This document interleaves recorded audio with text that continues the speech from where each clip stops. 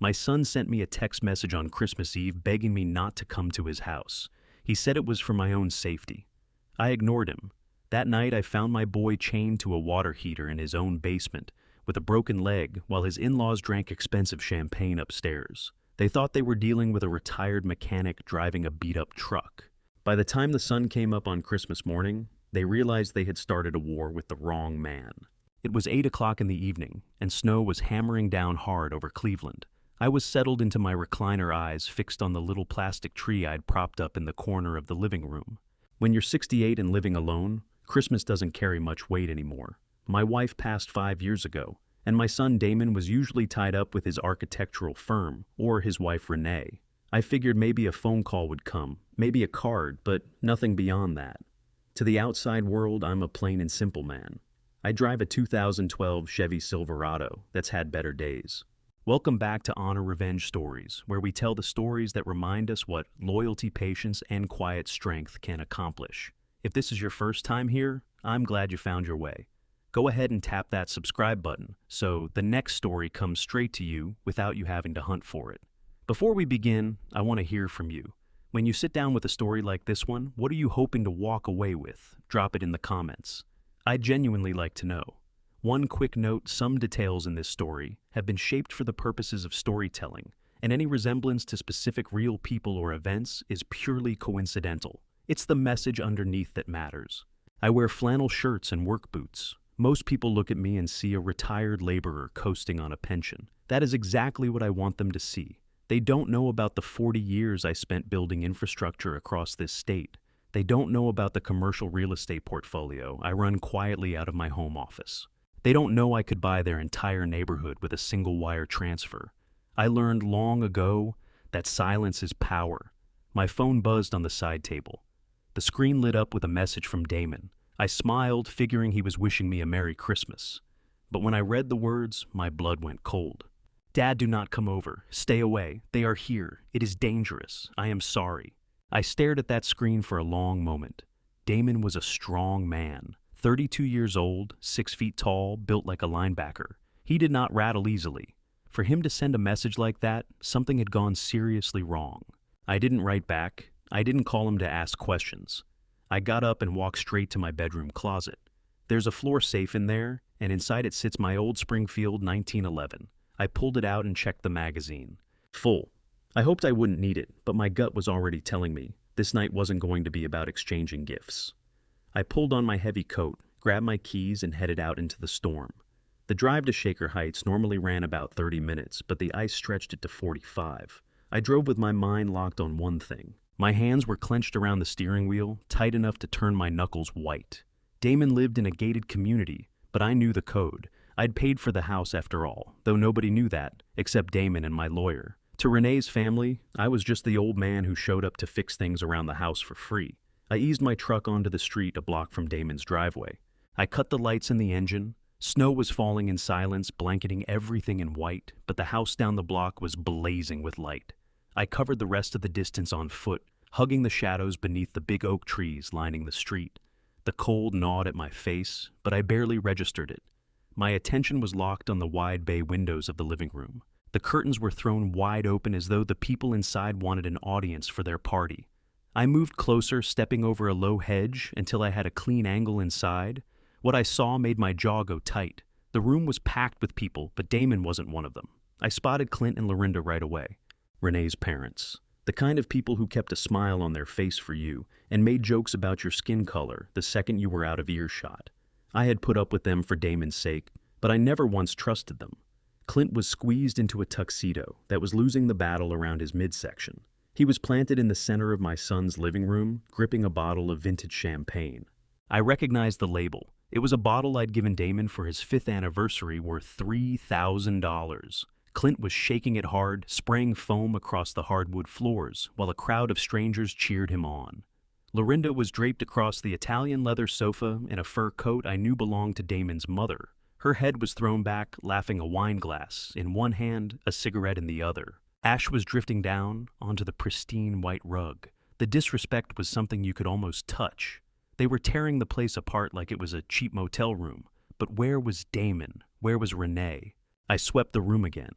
I found Renee near the fireplace. She had on a red silk dress, looking radiant, holding court with a cluster of people I'd never seen before. She looked happy, too happy. No distress on her face, no concern that her husband was absent from his own Christmas party. If Damon was in danger, why was his wife celebrating? The pieces refused to fit, and that scared me more than anything else. I knew I couldn't just walk up and knock on the front door. If they were hiding something, they'd have time to bury it. I had to find my son first. I circled around the side of the house toward the 3-car garage. The snow was deeper on that side, drifted up against the brick. I tried the service door. Locked. I pulled out my pocket knife and worked the blade between the jamb and the latch. An old trick from the construction sites back when keys went missing. The lock gave, and the door swung open without a sound. I stepped inside and pulled it shut behind me. The garage was dark but warm. The smell reached me before anything else. Not gasoline, not oil. It was the sharp chemical bite of bleach layered over something else, something organic, something copper-tinged. I clicked on a small flashlight and swept the beam around. Damon's SUV was there, and so was Renee's convertible. But there was a third vehicle, a rusted van with mud caked on its tires, sitting crookedly in the third bay. It didn't belong. I moved past the cars toward the door leading into the laundry room and the basement stairs. The smell thickened as I went. It was the smell of sickness, like a hospital corridor that hadn't seen a mop in weeks. I eased through the mudroom door. Above me, music thumped through the floor, a heavy bass beat that made the boards vibrate beneath my feet. I could hear the stomp of people dancing overhead. I moved toward the basement door. It was sitting slightly open. A weak light bled up from the bottom of the staircase. I went down slowly, planting each foot near the edge of the steps to keep them from creaking. The air turned colder with every step. The basement itself was finished a large rec space with a pool table and a home theater, but the light wasn't coming from there. It was coming from the unfinished utility room, tucked in the back corner where the furnace and water heater sat. I pushed that door open and my heart stopped cold. My son was in there. But he was not the man I knew. Damon was curled up on the bare concrete floor in a fetal position, wearing nothing but a pair of soiled boxer shorts and a thin undershirt. His skin had gone ashen gray, slicked with cold sweat. He was shaking hard, but it was his leg that made me clap a hand over my mouth. His right leg had swollen to nearly twice its natural size. The skin was drum-tight and shiny, bruising a gruesome purple-black around the shin. It was bent at a wrong angle, broken badly, and left untreated. Then I saw the chain. A heavy industrial steel chain coiled around his left ankle, fastened with a thick padlock. The other end was looped around the main copper pipe running to the water heater. My son, a man who designed skyscrapers, who had built a life of real dignity, was chained like a dog in his own home. I crossed to him and dropped to my knees. The concrete was ice beneath me. I touched his shoulder. "Damon," I whispered. His body went rigid and he let out a whimper of pain. He flinched like he was bracing for a blow. That broke me. It shattered something deep in my chest. "Damon, it's me. It's Dad." His eyes opened slowly, glassy, unfocused. Pupils shrunk to pinpoints. He looked at me, but I couldn't tell if he was really seeing me. "Dad," he rasped. His voice came out raw and dry like gravel dragged across pavement. "You came. I told you not to come." "I'm here, son. I'm getting you out." I reached down and took hold of the chain, pulling on it, testing it. It wasn't giving. I needed bolt cutters or a key. I looked at his leg. "God, Damon, who did this to you?" He tried to push himself upright and crumpled back onto the concrete with a groan. "Renee," he breathed. Tears slid from his eyes and cut through the filth on his face. Renee and her father. Clint used a baseball bat 3 days ago. 3 days. He had been lying down here for 3 days with a broken leg. The rage that rose in me was white-hot and absolute. Every part of me wanted to go back up those stairs and finish every last person in that house. But I looked at my son and I knew he needed a hospital before I needed revenge. Not yet. "Why, son? What do they want?" "They want me to sign." He gasped each word, costing him something. "The power of attorney. They want control of the accounts. They want the house. They've been injecting me, Dad, heroin, fentanyl. I don't know. They want to make me look like an addict, so when I die, it looks like an overdose." The full horror of what they were doing crashed over me. This wasn't just theft. It was a slow execution. They were breaking his body, poisoning his blood, and grinding him down to steal everything he had built. They were going to kill him and dress it up as his own doing. You have to run. Dad! Damon grabbed my hand, his grip weak and clammy. If they find you down here, they will kill you too. They are armed. Clint has his hunting rifle. Please go. I am not leaving you, I said, and I meant it, but I knew I couldn't carry him out, not with that leg, and I had no way to break that chain. I needed to think. I had to be smart about this. I was badly outnumbered, and my son was in critical condition. If a firefight broke out right now, Damon could get caught in the crossfire. Just then, the music upstairs cut out for a moment between songs. In that pocket of silence, I caught the sharp click-clack of high heels crossing the hardwood floor above. Those footsteps were heading toward the basement door. Hide! Damon hissed, eyes blown wide with fear. She's coming! I swept the utility room with my eyes. There was a large metal storage cabinet against the wall, loaded with paint cans and tools. It was the only option I had. I wedged myself into the narrow gap behind it and let the darkness swallow me. I held my breath with my hand resting on the grip of my pistol. The basement door swung open. Light poured down the staircase.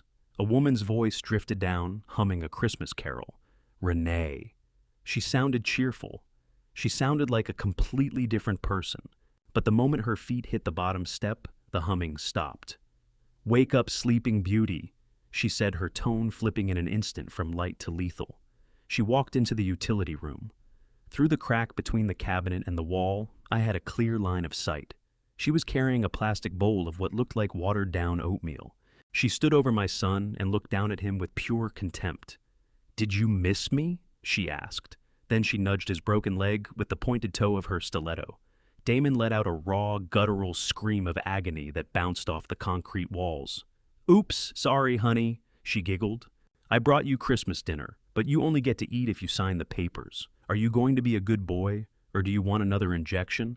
My hand was trembling against my gun. It took everything I had, every last scrap of discipline, not to step out and end this right then. But I needed to get Damon out of here alive. I needed to be a ghost. I pulled out my phone and pressed record without a sound. This was only the beginning. I pressed myself tighter into the gap between that metal cabinet and the cold concrete wall. The shadows were all I had. Through that narrow slit, I watched the woman my son had married. Renee stood there in her red silk dress, holding a plastic bowl of oatmeal like it was a weapon. And she looked perfectly calm. That was the most terrifying part. Her hair was flawless, her makeup untouched diamonds catching the light at her throat. She looked like a Christmas angel who had wandered down into hell just to enjoy the suffering. "Sign the papers, Damon," she said. Her voice was soft, almost tender, the tone a mother might use coaxing a child to finish his dinner. "Just pick up that pen, baby. Sign the power transfer and I will get you some water. I will even put a little sugar in this oatmeal. You must be hungry, aren't you?" Damon let out a dry rattle from deep in his chest. He tried to raise his head but couldn't manage it. His neck muscles shook with the effort. "Water," he croaked. "Please, Renee." "Water," she tutted, shaking her head with a mocking little smile. "Not yet. You know how this works. Sign first, then water. And maybe if you were really good, I will find you something for that leg. It looks like it hurts an awful lot." She leaned down toward him, and my grip tightened around the pistol. I could see the sweat standing out on Damon's forehead. The reek of infection from his leg was thick down here, tangled with the damp smell of the basement. Renee didn't seem bothered by any of it. She hovered over him, feeding off his misery. She dipped a spoon into the cold oatmeal and held it inches from his cracked lips.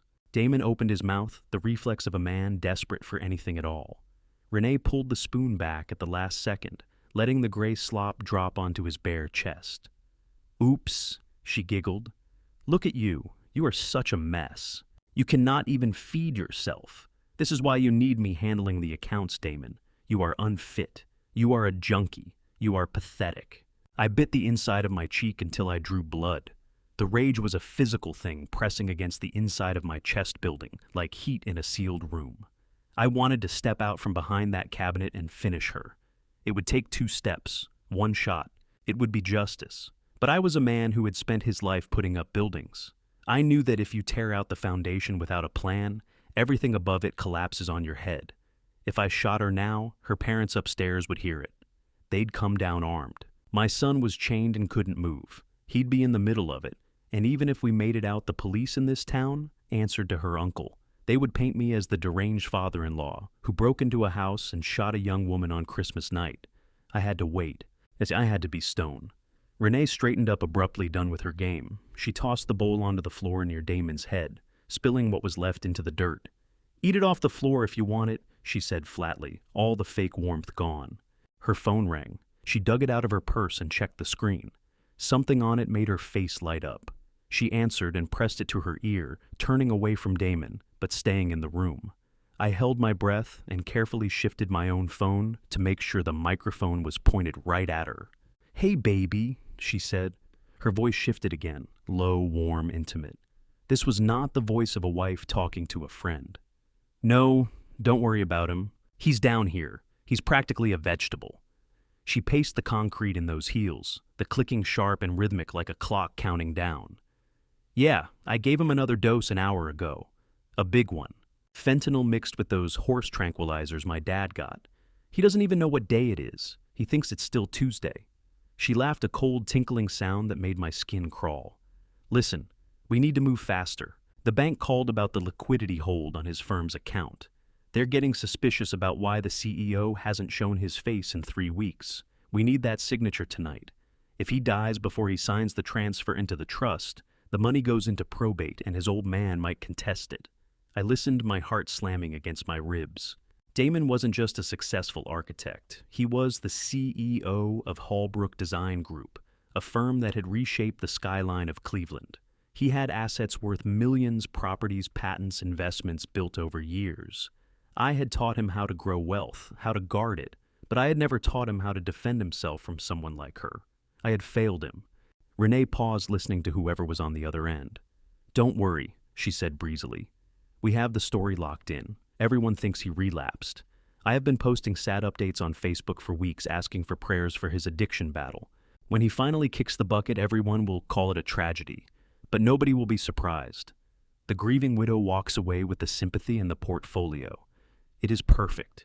She twisted a strand of her blonde hair around her finger, staring blankly at the wall right beside my hiding spot, close enough that I could pick up her expensive perfume, a floral scent, sweet and heavy, covering the rot underneath. "Yeah, Dad is upstairs keeping the guests going," she continued. "He's drinking the 40-year-old bourbon. Can you believe Damon was saving that for a special occasion?" "Well, I guess my financial freedom counts as one, right?" She laughed again. "Okay, I need to get back up. People are wondering where the hostess went. I will try for the signature again later. If not, maybe Dad can break his other leg. That might get him moving. I love you too. See you soon." She ended the call and slid the phone back into her purse. She took one last look at Damon. He was groaning softly, his eyes shut. "Do us both a favor and just die already," she whispered. Then she turned and walked out. The heavy metal door slammed at the top of the stairs, and I heard the lock click into place. The party music above swallowed the sound of her heels fading away. I stood there counting the seconds in my head, a full minute, making sure she wasn't coming back. 60 seconds of agonizing silence. Then I stepped out from behind the cabinet. "Damon," I whispered, moving quickly to his side. He recoiled violently, trying to curl himself into a tighter ball. "No, no, please," he whimpered. "I will sign. Just stop. It is me, son. It is Dad. Nobody's going to hurt you." I crouched beside him, staying clear of the spilled oatmeal. I reached into my coat pocket and pulled out the small water bottle I always keep in the truck. I unscrewed the cap and gently lifted his head. "Drink," I said. "Slow." He drank desperately, water running down his chin. He choked and coughed, but kept going until every drop was gone. His eyes cleared just slightly. The water seemed to cut through some of the fog. "Dad," he rasped. "You have to leave. They locked the door." "I know," I said. I looked at the chain around his ankle. Up close, it was uglier than I'd thought. The skin beneath the metal was open and bleeding. The padlock was a heavy-duty master lock, the type used on shipping containers. I grabbed the chain with both hands and pulled hard, planting my foot against the water heater. Nothing moved, hardened steel. I'd need bolt cutters or an angle grinder to get through it. My pocket knife wasn't going to touch it. I scanned the room with my eyes. Paint cans, screwdrivers, a hammer on the shelf. Not a thing in there that could cut steel. I tried working the lock with a scrap of wire from the floor, but my hands were shaking too badly, and the mechanism was rusted solid. "Damn it!" I hissed. Damon wrapped his hand around my wrist. His grip was faint, his skin burning with fever. Stop, Dad! You cannot get it open. Go. Get the police. I cannot call the police, Damon. The sheriff is her uncle. If I make that call, they will tip her off. They will move you or they will finish you before anyone shows up. I have to get you out myself. I pulled my phone out again. Hold still, son. I need to get all of this on record. I photographed his leg, the purple bloat, the bone pressing visibly against the skin at a wrong angle. I photographed the chain. I photographed the track marks on his arm. Every flash of the camera felt like an indignity, but I knew these images were going to be the nails in their coffins. I am coming back, I told him, my voice fighting to stay steady. I am going to walk out of here and come back through the front door. Damon's eyes went wide. What? No, they will kill you. Clint has a shotgun by the door. They will not kill me if I am standing in front of their guests, I said. They are arrogant, Damon. They have written me off as a harmless old fool. I am going to use that against them. I stood up. It was the hardest thing I had ever done. Walking away from my son while he lay chained to a pipe in the dark with his tormentors celebrating directly overhead, it tore something in me. But I knew that going at them head on would get us both killed. I needed to outthink them. I needed to be the fox, not the lion. I checked the door at the top of the stairs, still locked. I went back through the garage door. It was still open from when I'd come in. I slipped out into the cold darkness. The music kept thumping behind me. I pulled in a long breath of freezing air, trying to push the smell of sickness out of my lungs. I walked out of the garage and made my way back around to the street. The snow was coming down harder, filling in my tracks behind me. I got to my truck and popped the glove box. Inside was a small wrapped box, a stale store-bought pecan log I'd picked up a few days ago for a neighbor. It was the perfect prop now. I straightened my coat and made sure the gun was concealed but within reach. I roughed up my hair a bit, rounded my shoulders, and pulled on the mask I had worn for years, the mask of the confused, harmless old retiree. I walked up the driveway past the luxury cars, vehicles that belonged to my son, but were now being driven by the people trying to kill him. I climbed the porch steps. Laughter and the clink of glasses came through the door. I pressed the doorbell. The chime cut through the noise of the party. I waited. My heart sat in my chest like a cold stone. I was walking into the lion's den, carrying nothing but a pecan log and a performance. But they had made one fatal miscalculation. They had forgotten who I was. They saw a victim. They were about to meet the executioner. The door opened and the warmth of the house hit me like a wave. The air smelled of roasted turkey, expensive perfume, and pine. Renee stood in the doorway, framed by the golden glow of the foyer. For just a moment, her face was pure shock. Her blue eyes went wide, and her mouth fell slightly open. She looked like she'd seen a ghost, and in a way she had. To her, I was supposed to be the invisible old man, parked in his recliner on the other side of town. I was a non-factor, a footnote. "Cedric!" She hissed, voice dropped low, so the guests behind her couldn't hear. "What are you doing here? I told Damon to tell you not to come." I rounded my shoulders and made myself smaller. I clutched the pecan log box with both hands, letting them tremble just enough to sell it. I blinked against the light as though it was too much for my old eyes. I just wanted to drop something off Renee. I mumbled, my voice thin and raspy. "It is Christmas. I have not seen the boy in weeks. Is he home?" She moved to fill the doorway with her body, trying to cut off my path. Her eyes swept the street behind me, scanning, checking whether I'd brought anyone with me.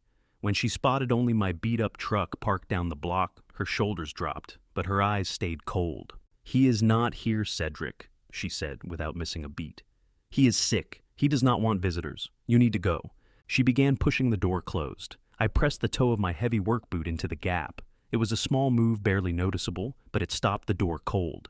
She looked down at my boot, then back up at my face, her expression curling into something ugly. "I said leave." She breathed the venom barely contained, but it was already too late. The chatter at her back had gone quiet. A woman in a sequin dress with a martini glass in hand had spotted me across the foyer. "Oh, Renee!" The woman called out, her words running together slightly. "Is that Damon's father? Let him in, it's freezing out there." Renee went rigid. She was cornered. She had built her whole identity on being the gracious hostess, the generous socialite. She could not shut the door in the face of a shivering old man with her audience watching. It would crack the image she had worked so hard to construct. She forced a smile. It looked like it cost her something. "Of course," she said. her voice climbing a register to sound warm. "Come in, Cedric. We were just caught off guard." She stepped aside and I shuffled in. The foyer was grand marble floors I had personally sourced from Italy 10 years ago when I built this house. Now those same floors were catching the dirty snow from my boots. I made a point of stomping them, leaving gray slush puddled across the white stone. Renee winced at each stomp, but held the smile. "Let me take your coat," she said, already reaching for my old canvas jacket. "No, thank you," I said, pulling it closer. "I run cold these days. I will keep it on." I needed that coat. My Springfield 1911 was tucked into the waistband at the small of my back, hidden beneath the heavy fabric. I walked past her into the living room. The party was in full swing. Around 20 people, mostly white, mostly wealthy, all of them turning to look at me. I stuck out like a nail in a marble floor. They had on tuxedos and silk gowns. I was in flannel jeans with oil on them, and boots still carrying mud from outside. I watched the distaste ripple across the room, noses wrinkled, heads bent together. I was exactly the kind of man they had built their gates to keep out, and here I was, standing on their Persian rug. "Well, look who the cat dragged in." The voice boomed from the center of the room. It was Clint Renee's father. He came toward me with a crystal tumbler of whiskey in his hand. His tuxedo jacket hung open, losing the fight against his gut. His face was flushed deep red from heat and alcohol. "Cedric," he announced loudly, making a performance of it. "We didn't think you'd actually show. Figured the snow might be too much for that old truck of yours. Did it give out in the driveway?" The guests laughed. It was the polished, cruel kind. "Runs fine, Clint," I said, keeping my eyes down, playing the part. "Just wanted to see the family." Lorinda Renee's mother peeled herself off the sofa and drifted over. She looked me up and down her lip, pulling back in a sneer. She adjusted the fur coat draped over her shoulders. I knew it the moment I saw it. It was the mink coat Damon had bought for his mother the Christmas before she passed. Watching this woman wearing my late wife's coat, my vision went blurry with rage. I had to bite down so hard on my tongue I tasted blood. "You are dripping on the rug, Cedric," she said, taking a drag off her cigarette. "That rug is worth 6 months of your pension. Try to show some respect for nice things." "I apologize, ma'am," I mumbled, shuffling my feet and making a point to grind a little more grime into the fibers. "Where is Damon?" I asked, looking around the room. I wanted to make them say it. I wanted to hear the lie straight from their mouths. Renee stepped up beside her father and laid a hand on his arm. Her face arranged itself into a picture of sorrow. She looked like a woman carrying a cross. "Oh, Cedric," she sighed. "We didn't want to worry you. Damon had a relapse." "A relapse?" I repeated, letting my face go slack with confusion. "Yes." She went on, dropping her voice to a stage whisper loud enough for the whole room. "The drugs.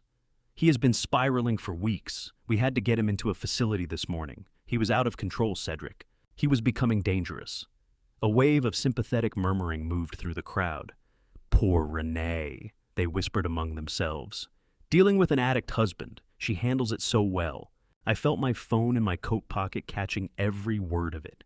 She was painting my son as a monster while he lay chained beneath the very floor we were standing on. "That is awful," I said, shaking my head slowly.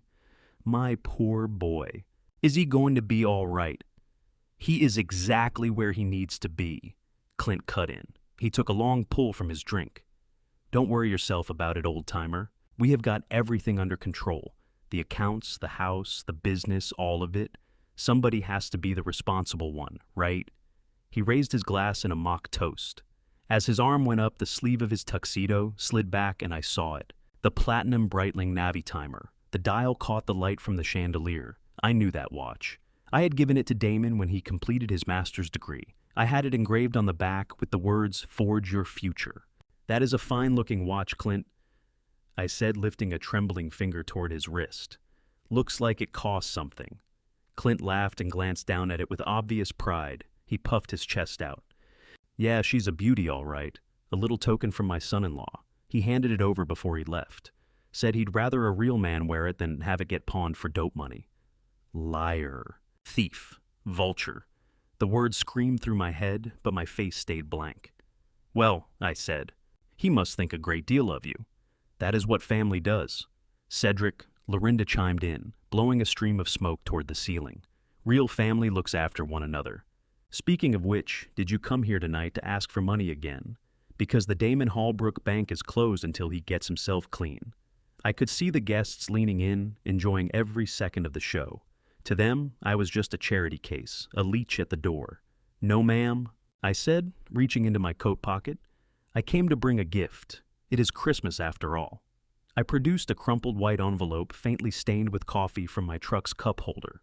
I extended it with a shaking hand. Clint snatched it from my fingers. He tore it open with a rough, impatient pull. He pulled out what was inside. It was a single $50 bill, old and soft from circulation. He held it up between two fingers, pinching the corner like it was something he'd found stuck to the bottom of his shoe. "Would you look at this?" he announced to the room, his laughter filling the space. "Big spender right here, 50 whole dollars. What do we do with this, Renee? Maybe split a bottle of water." The room broke into laughter, sharp mocking, satisfied with itself. "You hang on to it, Cedric," Lorinda said, flicking ash onto the floor. "You are going to need it for gas to get that heap of yours home. Get yourself a new shirt, old man," Clint added, stuffing the bill into my flannel pocket and giving my chest a hard pat. "One that doesn't smell like grease and failure." This was it. The moment I had been working toward. They were soaking in their own arrogance. They felt untouchable. They had decided I was nothing a bug to be flicked aside, and they had let their guard drop. I let my shoulders sag even lower. I stared at the floor, letting the shame wash over me, or the appearance of it. "I guess you are right," I mumbled. "I am just a foolish old man. I probably shouldn't have come." "You got that right," Clint sneered, already turning his back to refill his glass. I took one step toward the door, then stopped. I turned to Renee, who was watching me with bored contempt. I crooked a finger and beckoned her closer. "Renee," I whispered, urgency threading into my voice. "Before I go, there is just one small thing." She rolled her eyes and stepped toward me, glancing at her nails. "What is it, Cedric?" "Make it fast." I checked that nobody else was within earshot. Then I leaned in close, bringing my mouth near her ear, and dropped my voice to a low rasp.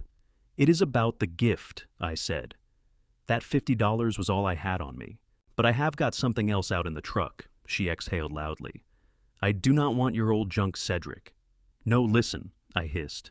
"It is a lottery ticket. I bought it yesterday at the gas station on Lorraine Avenue. I checked the numbers this morning." I paused, letting that sit. "It is a winner, Renee. $2 million. I felt her go still. She stopped looking at her nails. She turned her head toward me, slow measuring. Her eyes went sharp and calculating. "What did you just say?" she asked, her voice dropping. $2 million, I said again.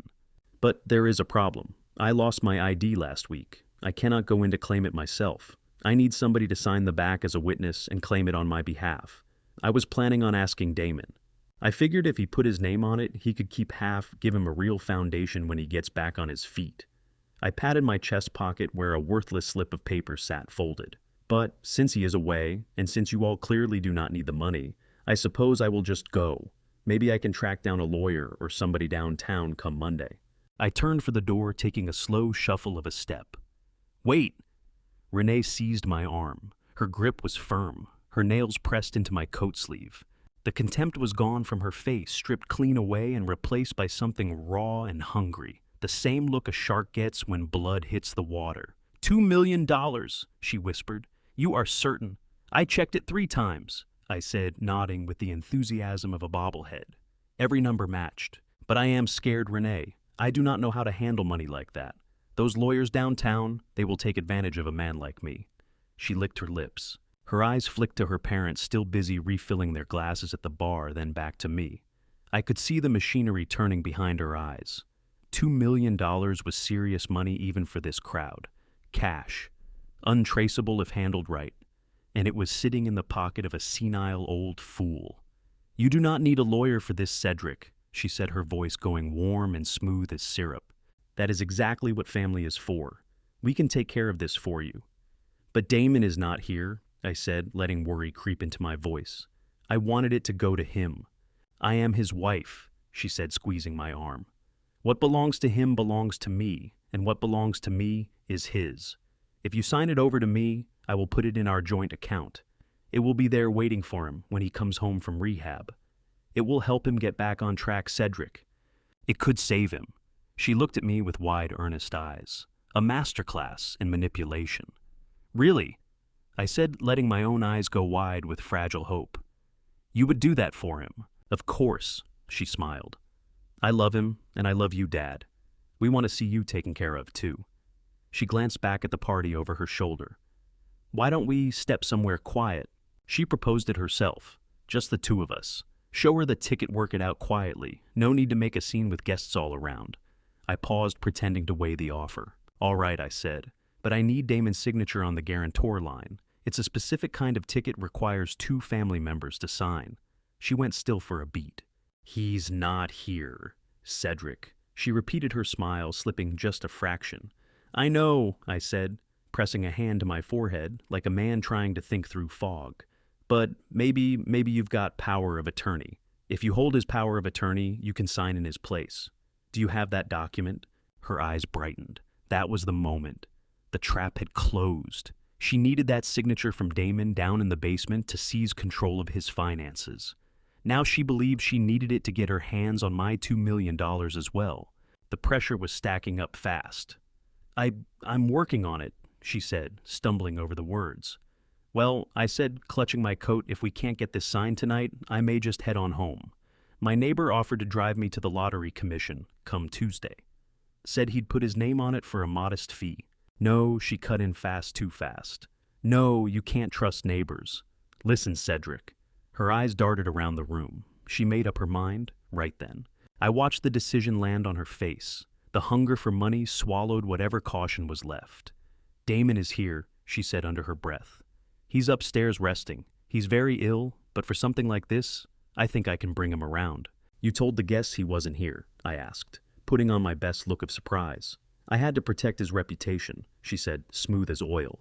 You understand. Come on, we'll go up and see him. She looped her arm through mine. It felt like being gripped by something cold-blooded. Fine, I said. Take me to my son. She steered me away from the party and toward the hallway, but she didn't point us toward the staircase going up.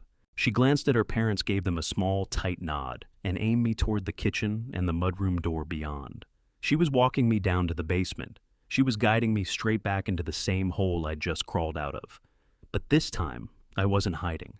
I was going in on her arm, and she hadn't the faintest idea that the old man beside her was about to bring the whole thing crashing down. Renee herded me into the kitchen away from the mudroom door. Her grip was like a vice, but her face wore that sugary smile she kept on reserve for company. The kitchen was a wreck of catering trays and half-drained wine bottles. It smelled of roasted turkey fat and expensive candles. Dad, you look like you haven't eaten all day, she cooed, pressing me down onto a bar stool at the marble island. You can't be signing important papers on an empty stomach. Let me fix you a plate. We've got turkey ham and those truffle mashed potatoes you love. I watched her moving around the kitchen, that red dress swirling at her heels. She was playing the attentive daughter-in-law to perfection. It turned my stomach inside out. Right below where we stood, my son was going hungry and bleeding on a cold concrete floor, and she was offering me his food. That sounds wonderful, Renee, I said, letting my voice go thin and unsteady. But we really should move quickly.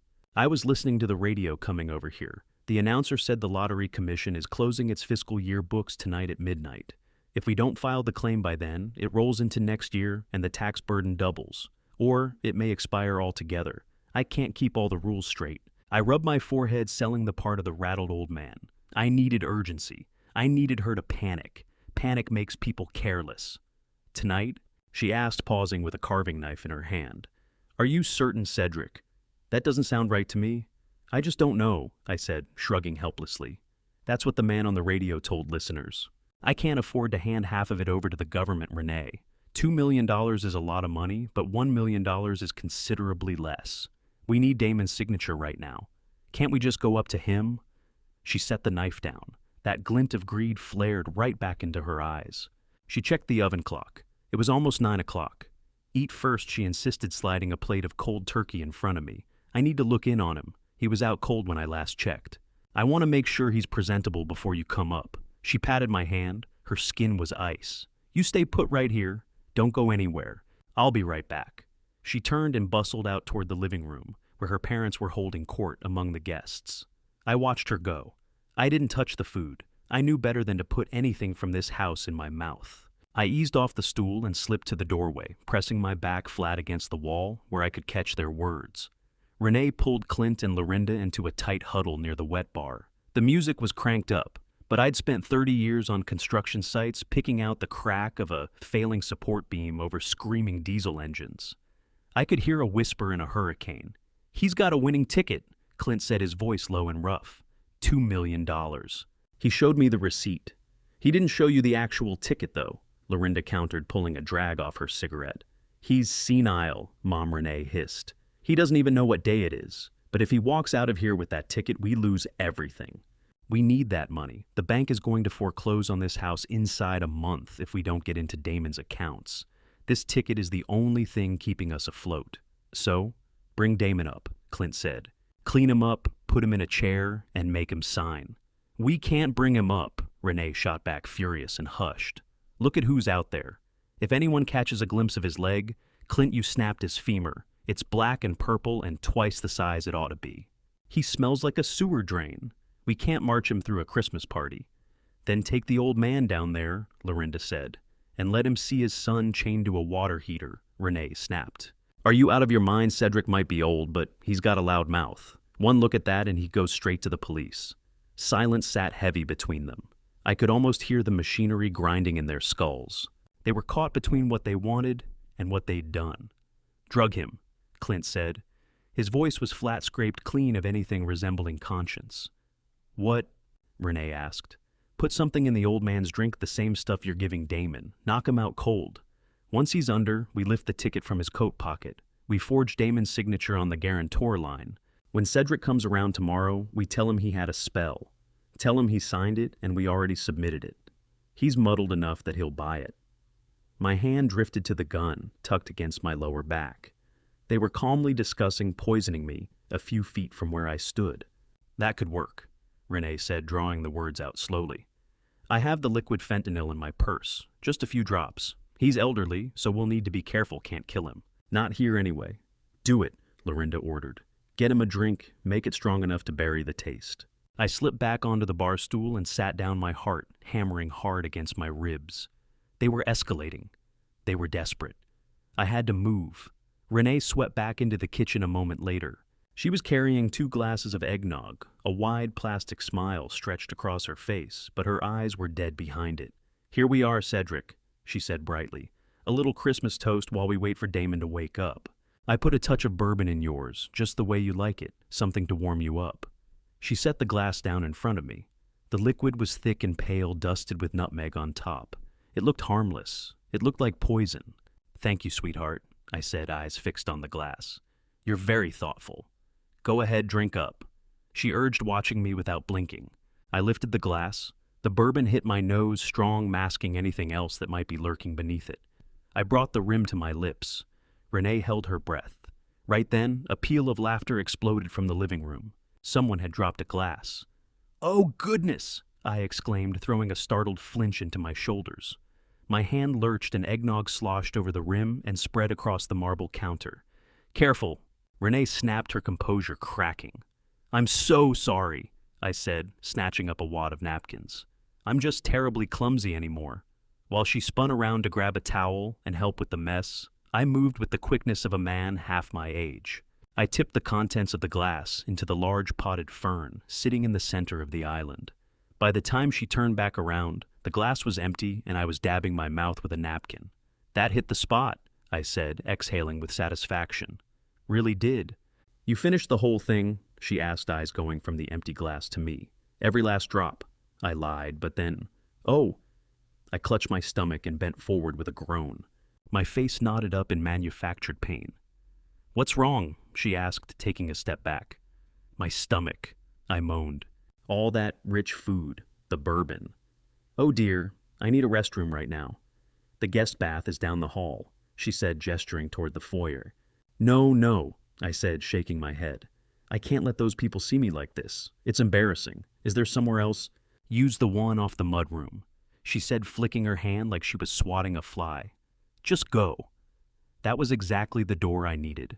The mudroom sat right next to the garage entrance and the basement stairwell. "Thank you." I gasped, clutching my gut and shuffling off as fast as my old man performance would carry me. I pushed into the mudroom and pulled the door shut behind me, twisting the lock. I stood still listening. The party music was loud enough to cover whatever noise I made. I didn't go near the bathroom. I went straight to the basement door, pushed it open, and stepped into the dark. I descended the stairs quickly this time, not caring about the creaks. I dug the flashlight out of my pocket. Damon looked up as I came into the utility room. He was worse than before, his head sagging, his breathing thin and labored. "Dad," he whispered, "you came back."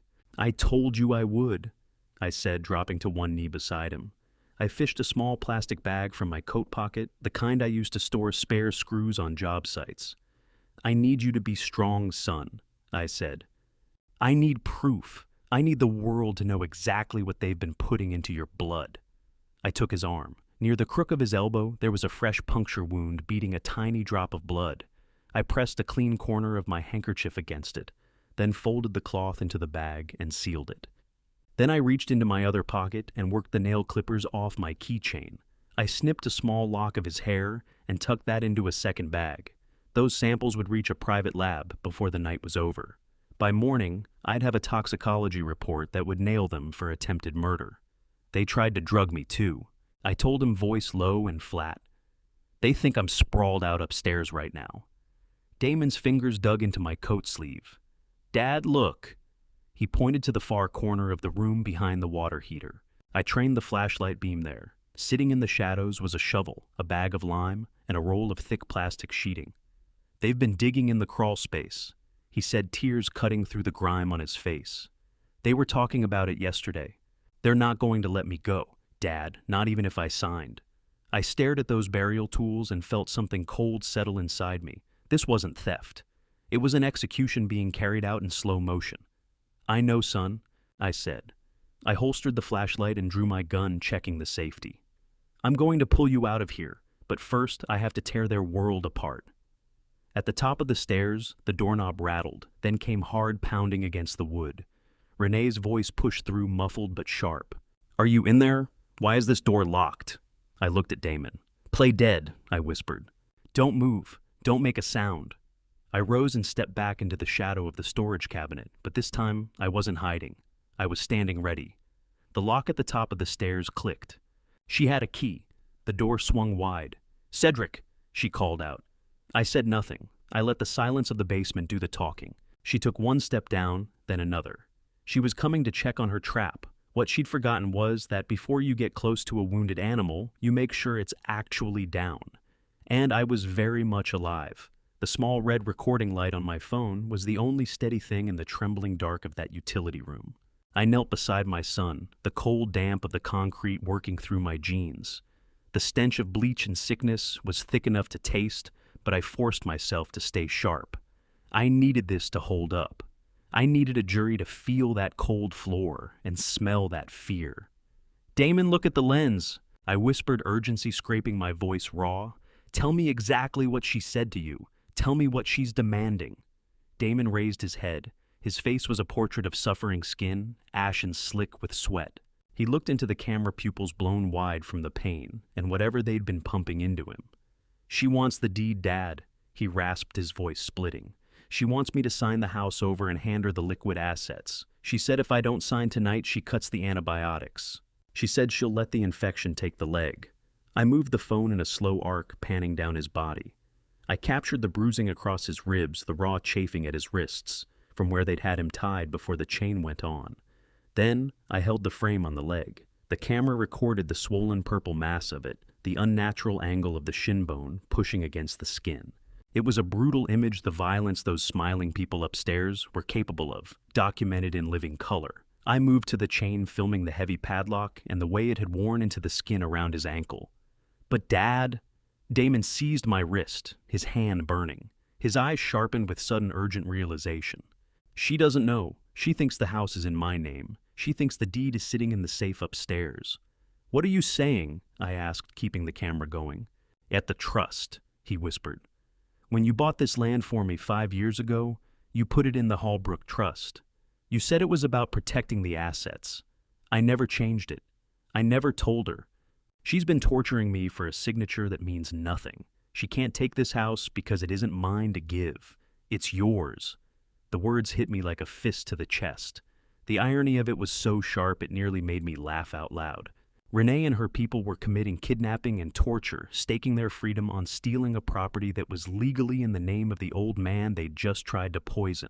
They were shattering my son for a deed they could never cash. It made my anger run colder, sharper. They weren't just vicious, they were fools. I zoomed in on Damon's face one final time, catching the tears tracking through the dirt on his cheeks. "I'm coming back for you, son," I said, stopping the recording. "Hold on, a little while longer."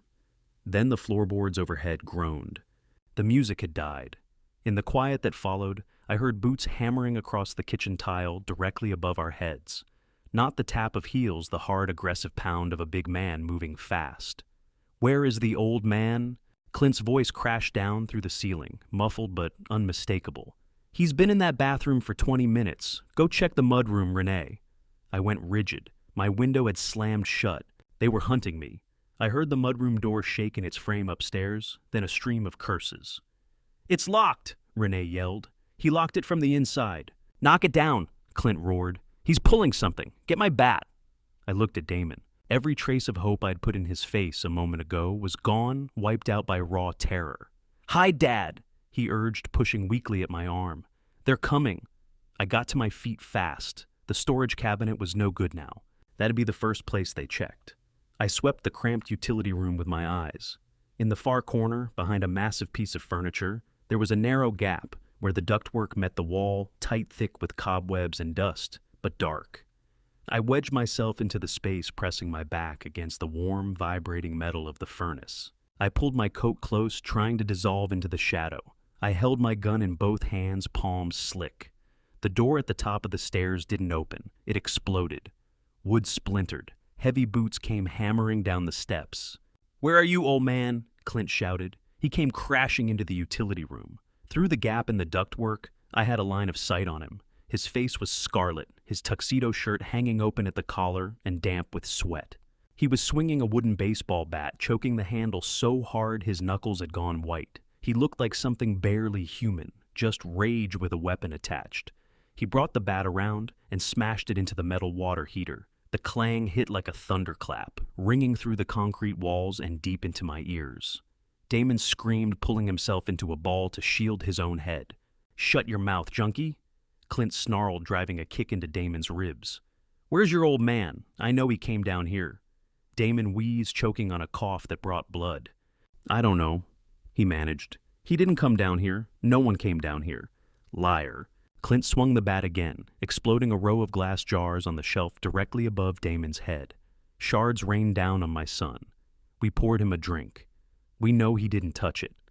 "The fern is dead upstairs, Cedric. You think you're clever. Come out and take what's coming." Clint started dismantling the room piece by piece. He kicked over boxes, hurled paint cans against the wall. He wrenched open the storage cabinet where I'd crouched before. Empty. He cursed and drove the bat into the metal door, caving it in. I didn't breathe. He was 3 feet from where I stood. I could smell the whiskey radiating off him. I could see sweat dripping from the end of his nose. If his eyes drifted behind that furnace, it was finished. I'd have to pull the trigger, and the moment I did, the rest of them would come pouring down those stairs. Clint stopped. He stood there, heaving eyes wild, scanning the room. He looked straight at the furnace. My heart slammed against my ribs like something trying to break out, but the shadows were deep and solid. He blinked, dragged the back of his hand across his forehead, and turned back to Damon. "If he's not down here, he got out through the garage," Clint muttered. He dropped into a crouch, getting right up in Damon's face. "You're lying to me, boy. I'll snap your other leg. Then I'll move on to your fingers." He straightened up and headed for the door connecting to the garage. This was the only opening I was going to get. The second he cleared that door, his back would face me. The stairs were cut off, but the garage had a way out. Clint shoved the door open and disappeared into the dark bay. The instant it clicked shut behind him, I was moving. I scrambled free from behind the furnace. "I love you, son." I breathed toward Damon. I didn't wait for a response. I went straight to the garage door. I eased it open a crack. Clint was standing in the center of the garage, sweeping a flashlight beam through the corners. He was working his way toward the street where my truck sat parked, but he was checking the other vehicles first. His back was to me. I slipped through, pulling the door shut without a sound. I stayed low, moving in a crouch, using the parked cars as cover. I worked my way along the wall until I reached the side service door, still unlocked from when I'd come in. I pushed out into the snow. The cold air hit my lungs like a blade.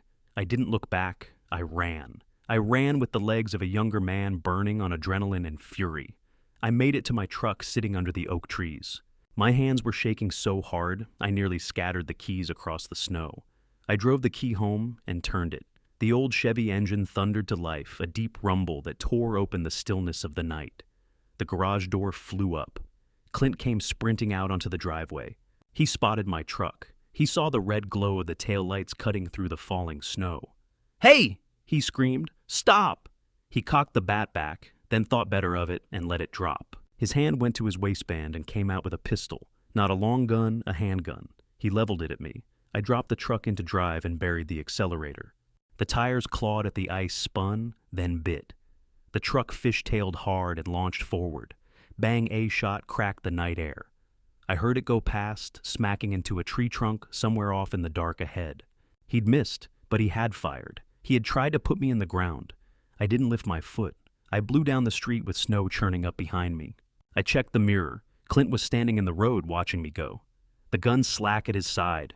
He looked small from back there. He looked beaten.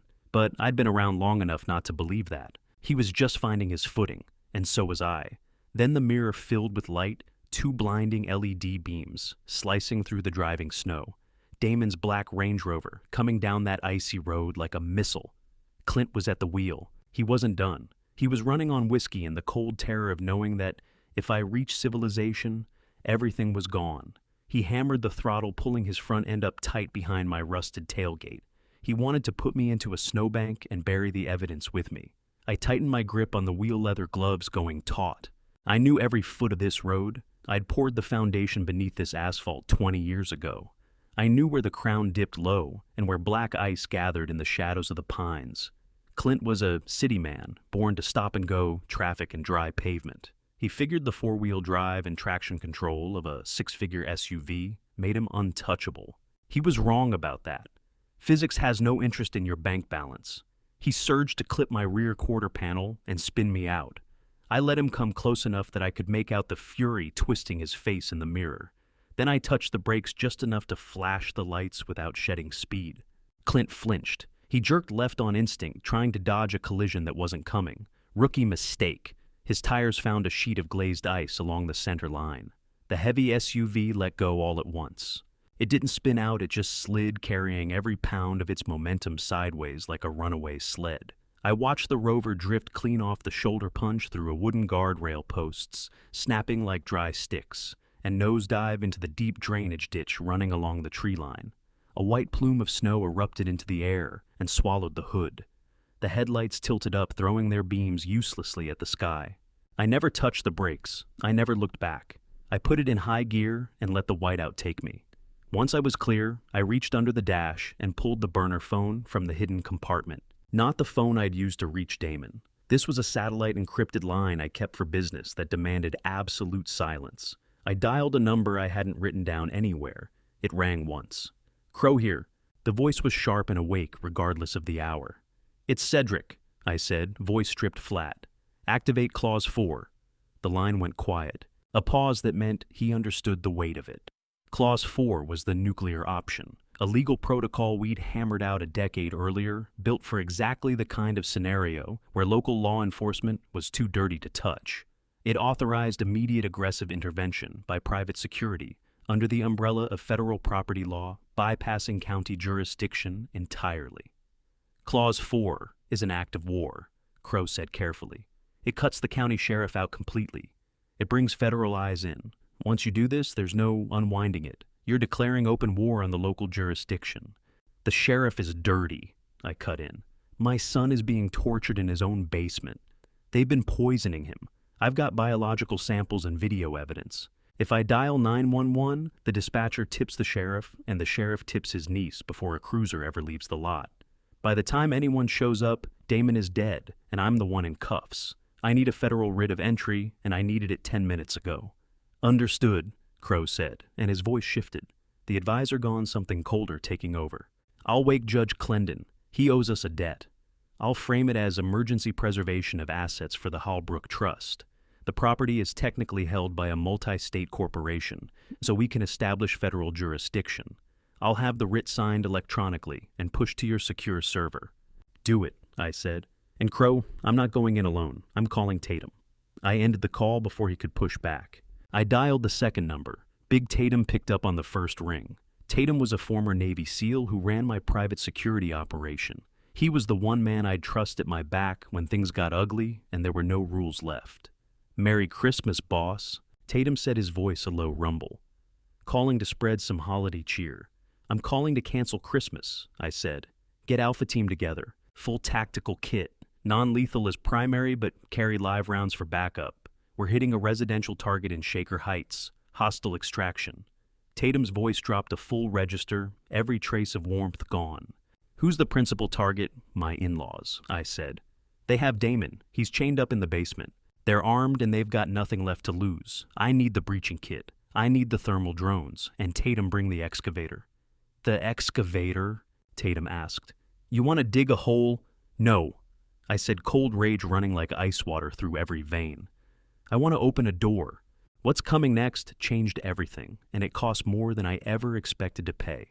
Before we get there, I want to ask you something. If you found out that someone you'd spent years quietly protecting had been used as a weapon against you all along, would you act fast, or would you wait and make absolutely certain? We'll tear the house down to the studs if that's what it takes. Meet me at the construction yard in 15 minutes. I drove the truck through the wide gates of Hallbrook Construction.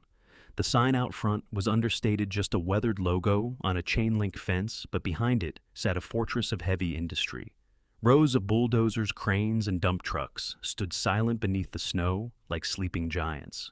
This was the engine of my power. This was the empire I'd built on sweat and blood, while people like Clint and Renee were playing dress-up in borrowed money.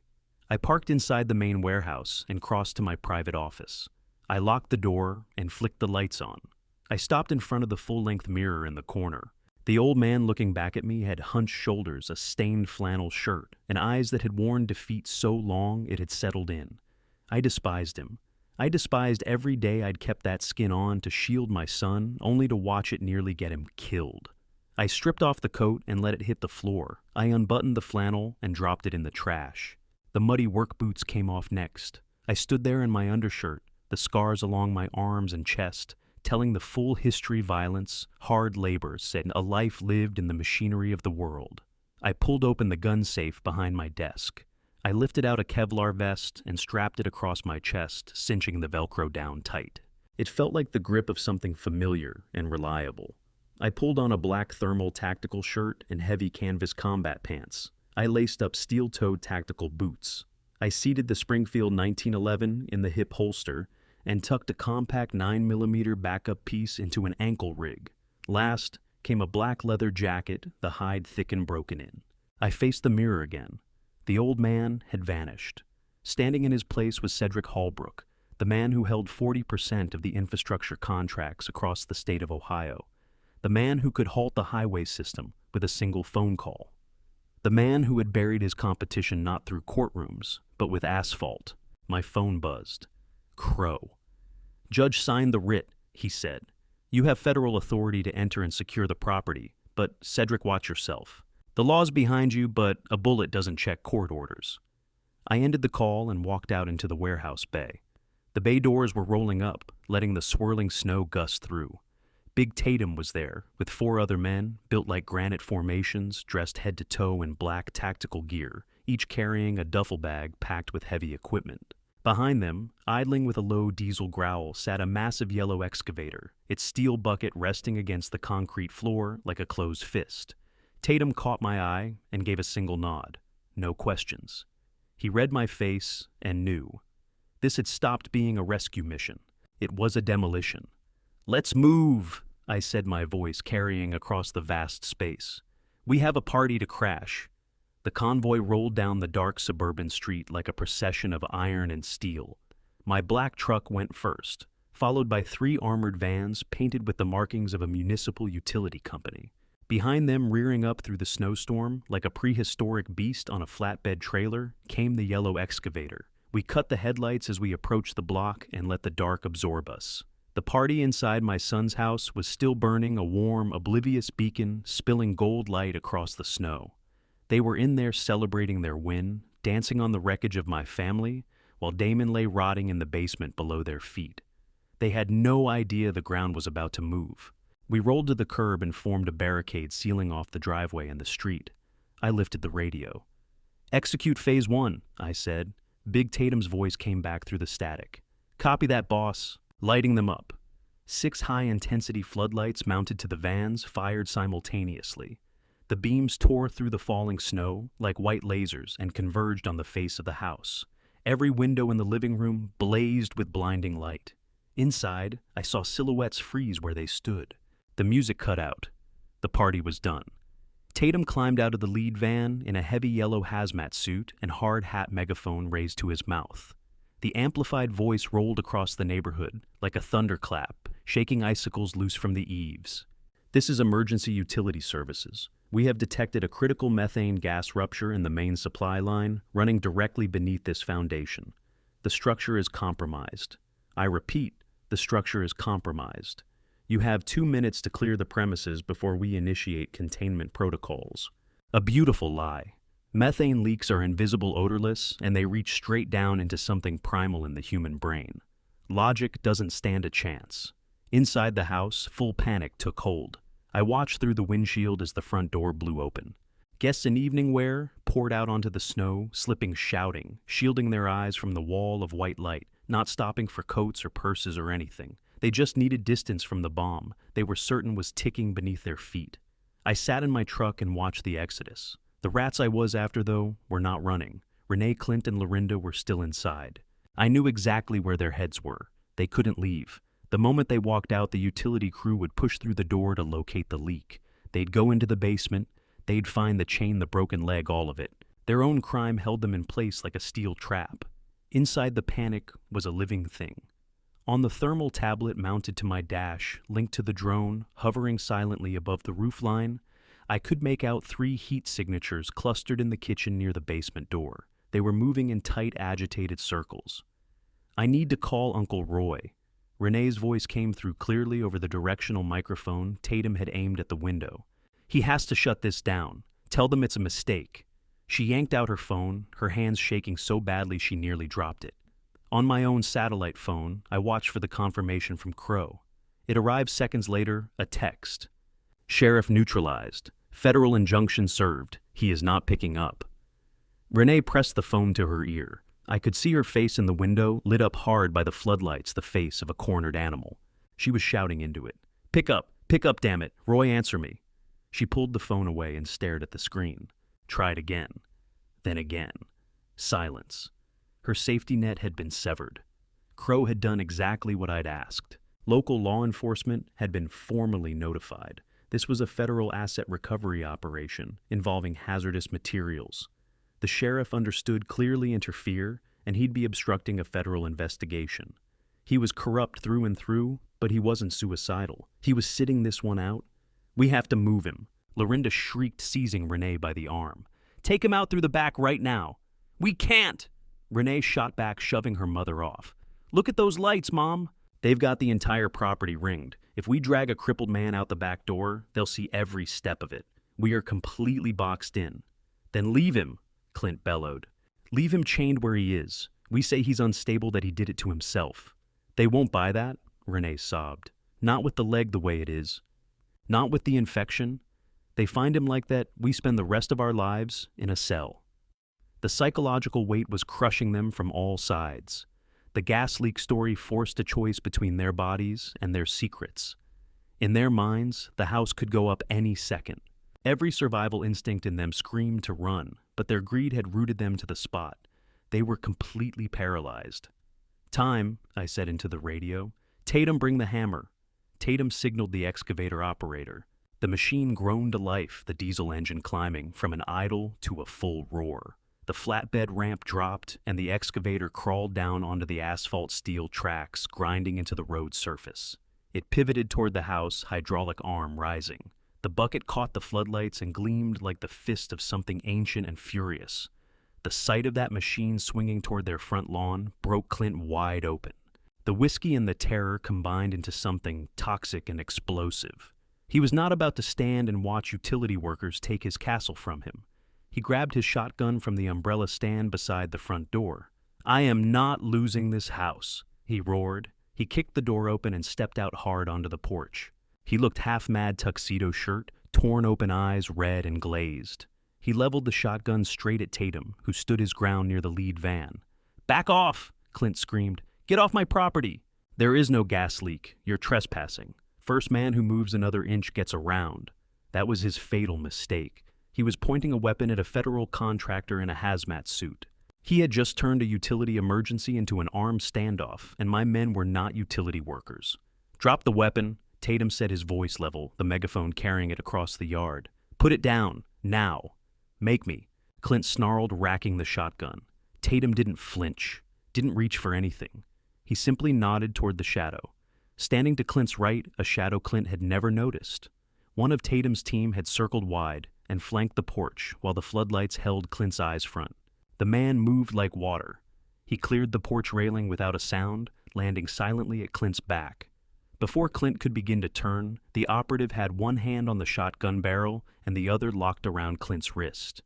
There was a sickening snap, sharp and dry, like a branch giving way under a boot in frozen ground. Clint screamed. The gun dropped as his arm bent the wrong direction entirely. The operative swept his legs and drove him face first onto the frozen porch boards.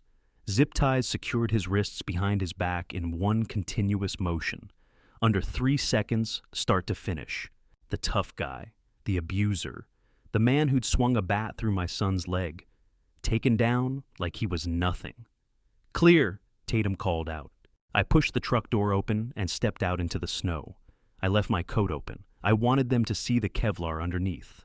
I wanted them to see the badge Crow had arranged a temporary federal asset recovery credential clipped at my belt. I moved up the driveway, boots grinding against the ice. The excavator had gone still, its bucket hanging just inches from the front door. I climbed the porch steps, passing Clint face down and moaning in the slush. I didn't spare him a glance. He no longer warranted one. I stopped at the open door. Heat rolled out from inside, carrying the smell of roasted turkey and fresh fear. Renee was standing in the foyer. She was shaking both hands pressed over her mouth. Lorinda crouched behind her, clutching her fur coat closed. When Renee's eyes landed on me, they went wide as plates. She'd been expecting a firefighter, maybe a cop. She was not expecting the old man she'd tried to poison at her own kitchen counter. "Cedric." She breathed, her voice barely there. You're supposed to be dead." I let her finish the thought. Then I stepped across the threshold. I wasn't stooped anymore. I came in at full height, filling that doorway, the leather jacket creaking as my hands settled on the grip of the 1911. I looked straight at her, and for the first time, she actually saw me. Not the father-in-law she'd laughed at. Not the mark she'd targeted. She saw the man who had laid the concrete for the prison cells she was about to spend the rest of her life in. "Get out of my way," I said. She couldn't move. She was locked in place by the sheer impossibility of what was standing in front of her. I walked forward and caught her shoulder hard enough on the way past to send her stumbling back against the wall. I didn't stop. I went straight for the mudroom door. The games were finished. The ruses were done. I was going to bring my son up from that hole, and God help whatever stood between me and that. The sirens were already lifting in the distance, federal units rolling in to handle the cleanup. But the first piece of justice was mine alone to deliver. I drove my boot through the basement door, the frame splitting around the lock. The dark stairwell opened up below me. I snapped on the flashlight mounted to my pistol and went down. I walked past Renee like she was a ghost haunting her own hallway. Her fingers clawed at the back of my leather jacket, but I didn't break stride. She was screaming something about trespassing and legal rights, but it was just noise against the beat of my heart. One mission, down those stairs. Get my son. I took the steps 2 at a time. The beam from the pistol-mounted light tore through the dark. The smell of the utility room hit me on the way down, bleach waste and fear stacked on top of each other into something thick enough to taste. I kicked the door so hard it bounced off the concrete wall with a clang like a bell being struck for the last time. Damon was right where I had left him, curled in the filth on the floor. His eyes were shut. His breathing was thin and rattling in his chest. He looked small, My son, the man who used to hoist beams on my job sites, looked like something discarded. I holstered the weapon and unhooked the heavy bolt cutters from my tactical belt. I went down to one knee in the dirt. "I'm here, son," I said, my voice scraping out rough. "I told you I'd be back." Damon's eyes dragged themselves open. Recognition took a moment to reach them. "Dad," he wheezed. "Is it over?" "It's over," I told him. I set the jaws of the cutters around the steel link nearest his ankle. I bore down with everything I had. The muscles across my shoulders burned hard. The steel fought it, groaning under the pressure. Then, a sharp metallic crack and the link sheared clean. The chain collapsed onto the concrete with a rattling clang. "You're free," I said. Boots came fast on the stairs behind me. Not Renee. It was the medical team. Tatum had brought along 2 men in tactical medic gear, trauma bag, and collapsible stretcher between them, moving with the precision of soldiers. "Pressure's dropping." One medic called, 2 fingers on Damon's pulse. "We need the leg stabilized, and we need to move him immediately. Infection's gone septic." I pulled back and gave them room. I watched them work, cutting away what was left of his clothing, threading an IV line into his arm, locking the splint into position.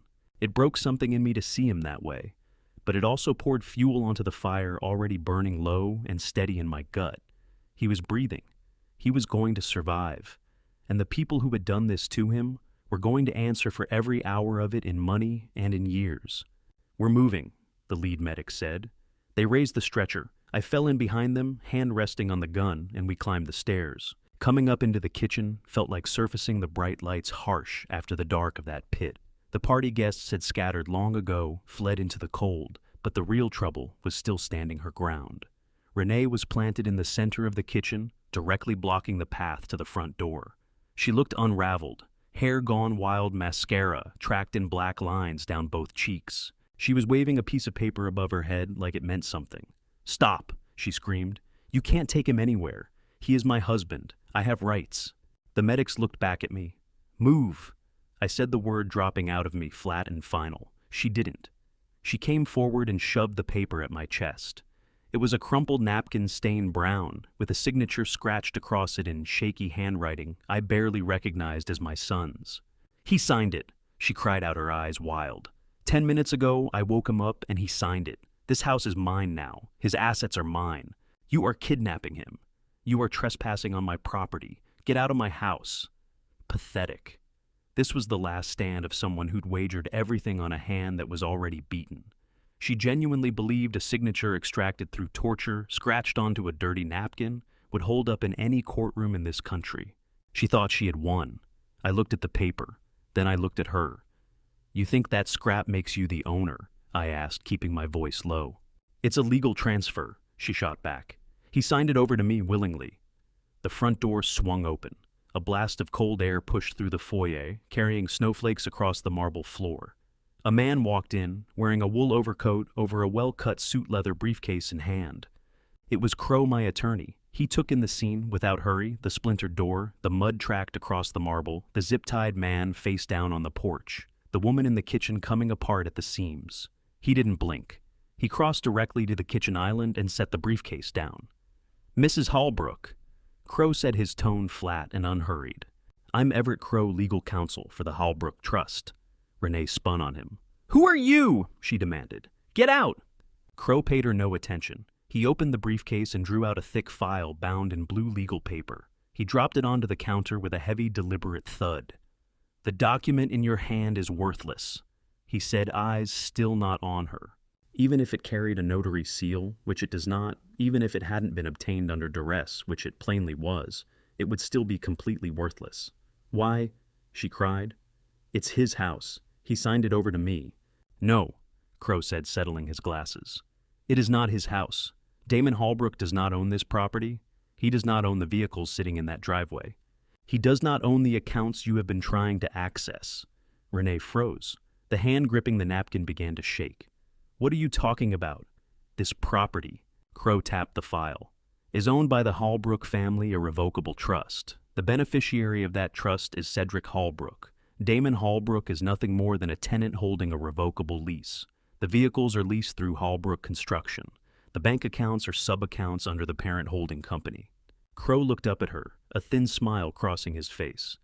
In plain terms, Mrs. Holbrook, you have spent the last 3 days torturing a man for keys he was never in a position to give you. You broke his leg to steal a rental. The color fell out of Renee's face. She looked down at the napkin in her hand, then over at Damon on the stretcher, then at me. The truth landed like a fist. The greed that had consumed her, the hunger that had turned her into something unrecognizable, it had all been chasing a ghost. She had burned her own life down for nothing. No, she breathed. That is a lie. He told me it was his. He said he was rich. He is rich. I stepped forward. He is rich because I built a fortress around his money to keep it safe from people exactly like you. He tried to tell you. Down in that basement, he tried to explain the deed wasn't his, but you wouldn't hear it. You were too busy playing God. I pulled the napkin from her grip. I crushed it into a ball and dropped it on the floor beside her muddy shoes. Paper trash, I said. Same as you. The medics got moving again, rolling Damon toward the exit. Renee watched them go, her mouth working open and closed like she was drowning. She swept her eyes around the kitchen, looking for some angle some way to reframe this. But there was no angle left. The walls had already closed. Where are you taking him? She asked, her voice gone small. To a private facility, I said. Somewhere you will never lay eyes on him again. You cannot do this. Tears began rising in her eyes, not grief, not remorse, but pure self-pity. I am his wife. I have rights. I am the victim in all of this. You broke into my home. You attacked my father. I will sue you. I will go to the press. I stopped at the door. I turned to look at her one final time. She stood in the debris of everything she had built and destroyed, shivering inside that red silk dress. You want to play victim? I asked, walking back until I was right in her face. I leaned in close. The fear was coming off her now, in waves cutting straight through the expensive perfume. You loved the spotlight, Renee. You loved holding court at that party. You loved being the one everyone watched. She stared at me, eyes wide with terror. Well, stay ready, I said quietly. Because the curtain is just going up. I am not only taking my son, I am taking the story. By tomorrow morning, everyone in this city will know exactly what happened here. They will know about the chain. They will know about the drugs. They will know about the oatmeal on that floor. You will not be the grieving wife. You will be the monster leading the evening news. I stepped back and looked her over with contempt. And do not waste time thinking about suing me. You won't have a lawyer. You won't have a dime. Because I am freezing every asset tied to this address. The heat, the water, the electricity, all of it goes dark in 1 hour. I turned and walked for the door. But it is freezing out there. She screamed behind me. You cannot just leave us here with no heat. It is Christmas. Merry Christmas, I said, not looking back. I walked through the front door. The wind was vicious now, hammering snow straight into the foyer. I did not pull the door shut. I left it wide open. The storm poured into the grand entryway and turned the marble floors white. I passed Clint on the porch, still groaning, held in place by one of Tatum's men. Load him up, Tatum, I said, nodding toward Clint. The feds can collect him at the hospital. He tripped, Tatum said with a grin. Noted, clumsy guy. I climbed into the back of the ambulance where they had already secured Damon. I sat next to him and held his hand as the vehicle pulled away from the curb. Through the rear window, I watched the house recede. It sat dark now, except for the emergency lights of the convoy. The front door hung open like a wound that wouldn't close. Inside, Renee was alone with the cold, the dark, and the complete ruin of everything she had wanted. She had reached for it all. She was left with nothing but the winter wind. The sterile air of St. Vincent Charity Medical Center smelled of antiseptic and floor wax. I sat in a leather armchair in the corner of the private VIP suite I had arranged for Damon. My son was asleep at last, finally sedated by doctors who genuinely cared whether he lived or died. His leg was raised and wrapped in a clean white cast that stood out sharp against his dark skin. The IV drip kept its steady rhythm, ticking off the seconds of his recovery. Big Tatum was posted outside the door, a silent wall of tactical gear. Nobody was walking through without my say-so. Not the police, not the press, and absolutely not his wife. But Renee was already in the building. I did not need to look out the window to know I just had to look at my phone. I opened the social media app Crow had told me to watch. And there she was, live from the hospital lobby 3 floors below. She sat on a bench under harsh fluorescent light, her makeup artfully smudged to suggest hours of weeping. She held the phone in a trembling hand, the camera angled down to make herself look small and fragile. The viewer count was climbing fast, 5,000, then 6. Guys, she sobbed into the lens, dabbing a dry cheek. I don't know what to do. My father-in-law, he is sick in the head. He broke into our home, he beat up my dad, and now he has kidnapped Damon. He dragged him out of bed while he was resting, took him somewhere, and the doctors won't let me in. They are calling me a threat, me, his wife. I watched the whole performance with cold detachment. She was good, I would give her that. She knew exactly which levers to pull. The comments streamed up the side of the screen, a cascade of misdirected outrage. Call the police, sweetheart. That old man belongs behind bars. Praying for you, Renee. Don't let him get away with this. She was painting a masterpiece of lies. The devoted wife standing up to a tyrannical old man. She called my truck a getaway vehicle. She called Tatum's team armed thugs. She left out the chain, the starvation, and the drugs without blinking. A flash of anger climbed my neck, but I pushed it back down. It would have been so simple. Drop a comment post, the photo of Damon's leg, scream the truth into that digital void. But that was exactly what she wanted. She wanted a fight. She wanted engagement. She wanted to drag me down into the mud she lived in. I set the phone face up on the side table so I could still hear her voice. I did not engage. I did not argue. I let her have her moment. Let her stack those cards as high as she pleased. The higher the tower, the louder the collapse when I pulled the table out from under it. I looked over at Damon. He shifted in his sleep, a soft moan escaping him. Whatever she had been feeding him was leaving his system, but the withdrawal ahead was going to be ugly. He was safe. That was the only thing that mattered right now. But safety has a price, and Renee was about to learn exactly who had always paid the bills in the Holbrook family. I picked up my secure satellite phone. Time to go to work. My first call went to the private banking division of Chase. It was 3 o'clock in the morning, but when you carry the kind of accounts I do, you have a 24-hour concierge. The banker, Mr. Holbrook, answered on the first ring, his voice composed and sharp. How can we assist you tonight? I need a full freeze on the family operating accounts, I said, keeping my voice low so I would not wake my son. Specifically the sub-accounts linked to Damon Holbrook and Renee Holbrook. Flag them for suspected fraudulent activity. I want every card, every checkbook, every digital transfer shut down effective immediately. Done, sir, the banker said. Keys clicked in the background. Anything else? Yes, I said. The Platinum Amex and the black card issued to Renee Holbrook as an authorized user. Cancel them. Report them stolen. Stolen, sir? The banker paused. You heard me, I said. She's holding cards that do not belong to her. Cut them off. Understood. Cards are deactivated. I ended the call. That was the easy part. Now for the insurance. Damon's care in this private suite was running $5,000 a night. The surgery on his leg would run another $50,000. Renee believed she was covered under Damon's executive policy, a premium plan I funded through the construction company. She thought she had a floor to land on. I dialed the risk management officer at the insurance firm. He was an old contact, a man who understood how to handle things cleanly within the law. Grady, it is Cedric. Cedric. I heard about the trouble, the officer said.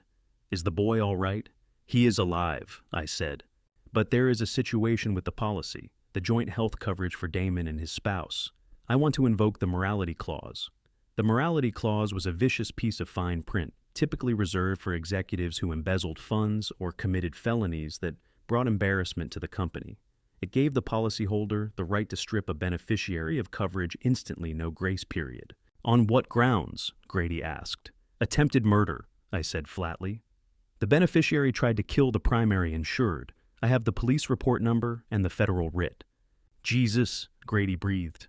All right, Cedric, send me the writ and I can suspend her coverage pending investigation.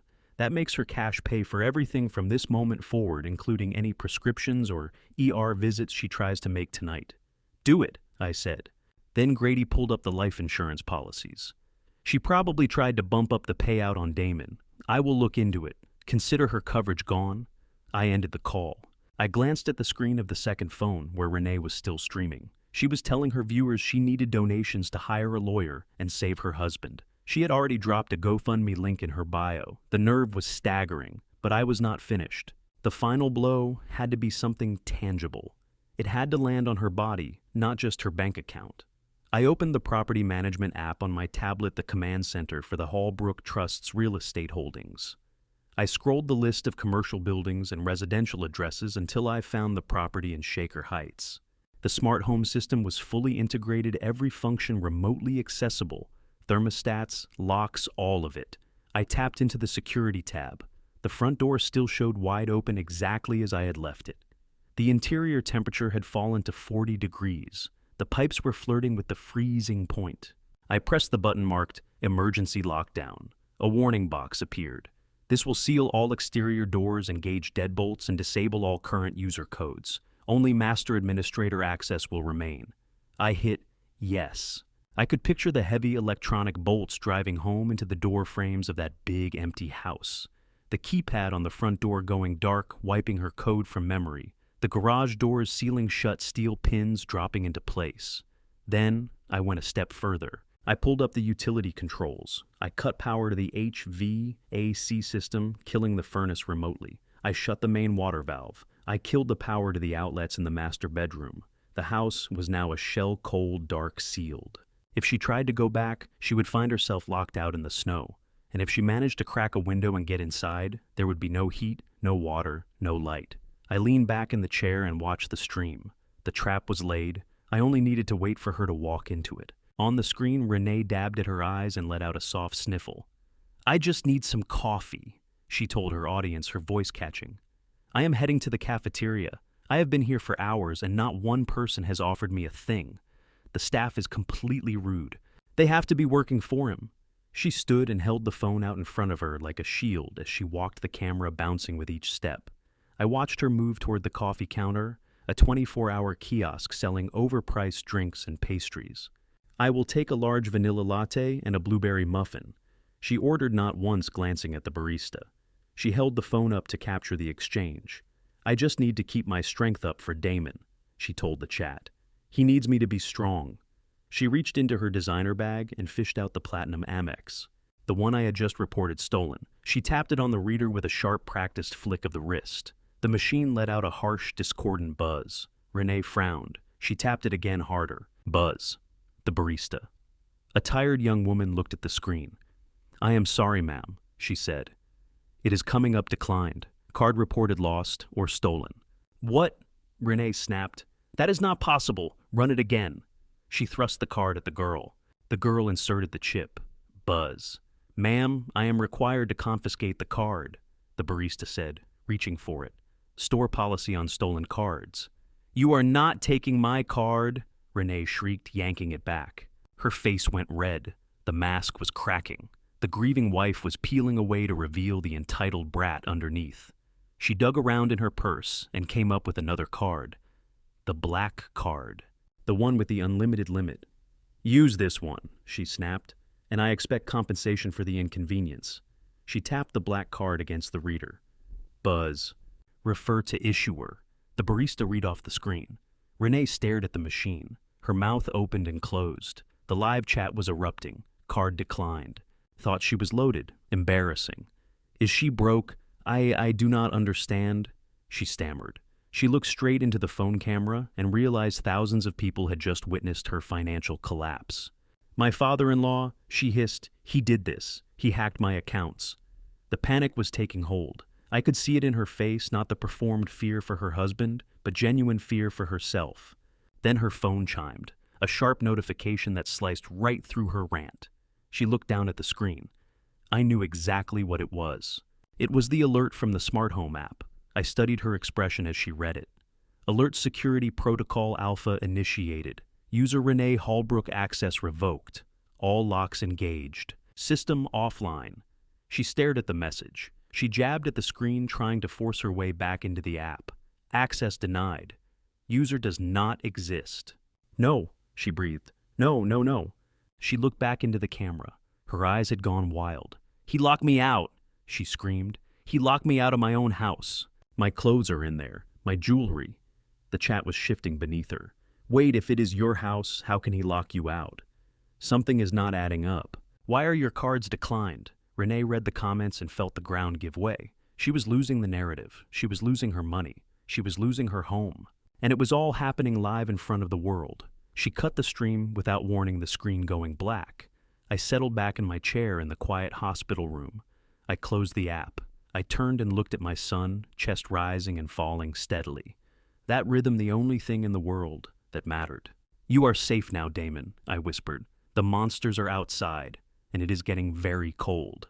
I sat in the darkened hospital room, the blue glow of my tablet lighting my face. Damon was asleep. His breathing finally settled into something that resembled peace. But peace was not a luxury available to the people who had put him there. I pulled up the security app tied to the Shaker Heights house. The high-definition night vision cameras rendered everything in cold shades of green and gray. Renee's car swung into the driveway, sliding a little on the ice.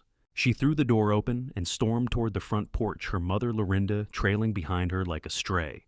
Clint was not with them.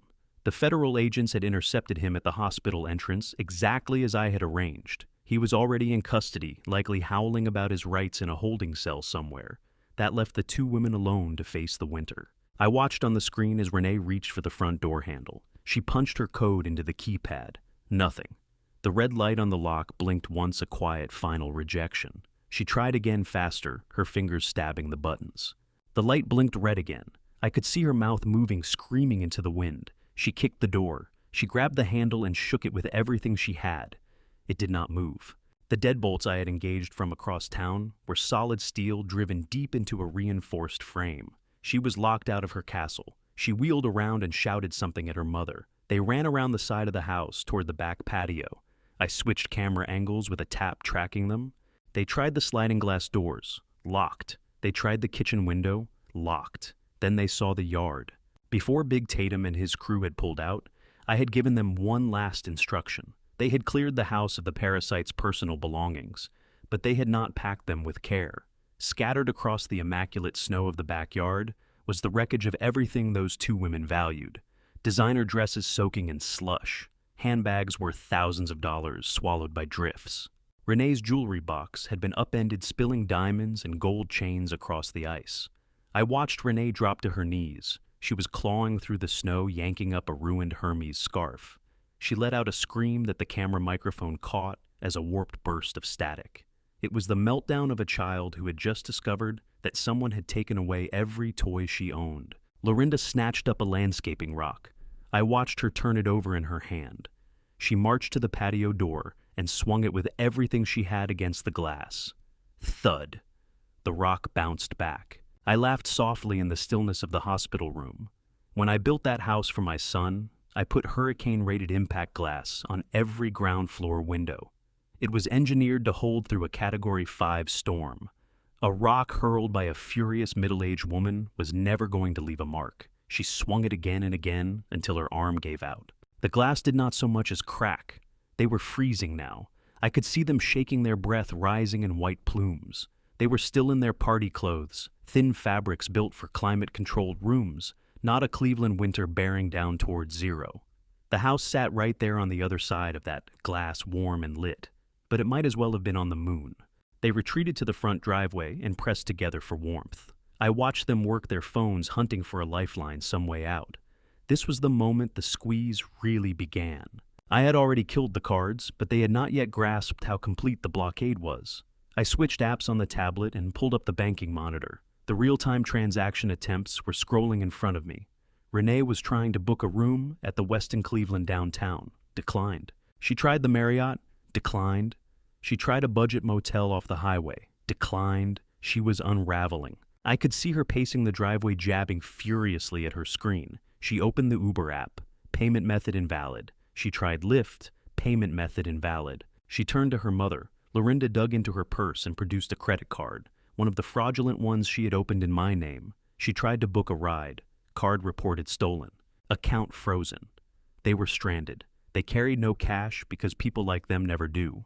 They ran on credit and the assumption that the money was always going to be there. They had phones but nothing left to pay for a rescue. They could not call friends they had burned every bridge with their arrogance, or they were too humiliated to admit they were standing homeless in a driveway, and calling the police was out of the question, with a federal investigation circling overhead and Clint already in handcuffs. They stood there in the driveway, two women who had believed they owned the world, now learning they did not even own the coats on their backs. The cold was chewing through the thin fabric. Survival instinct kicked in. They looked at the only shelter remaining. Damon's Range Rover sat in the driveway where Clint had left it before he took the other car to come after me. A luxury SUV, heated leather seats, climate control, a refuge on 4 wheels. I watched them run for it. Renee pulled the door open. It was unlocked. They scrambled inside, slamming the doors against the wind. I could picture the relief that washed over them as they sank into that plush leather. They probably figured they had found a loophole, a warm place to ride out the night. Buy themselves time to cook up a new story by morning. I let them settle. I let them get comfortable. I let them fire up the engine. The headlights bloomed to life against the garage door. The exhaust curled up from the tailpipe. They were cranking the heat, blasting the seat warmers, charging their phones. They were feeling safe again. I opened the vehicle telematics app, the same software the fleet manager used at Hallbrook Construction. Since the Range Rover was technically a company vehicle leased to the trust, I held full administrative control over it. The dashboard on my screen told the story engine running, interior temperature climbing, doors locked. I tapped the tab marked anti-theft protocols. There was a feature built for carjackings. They called it total immobilization.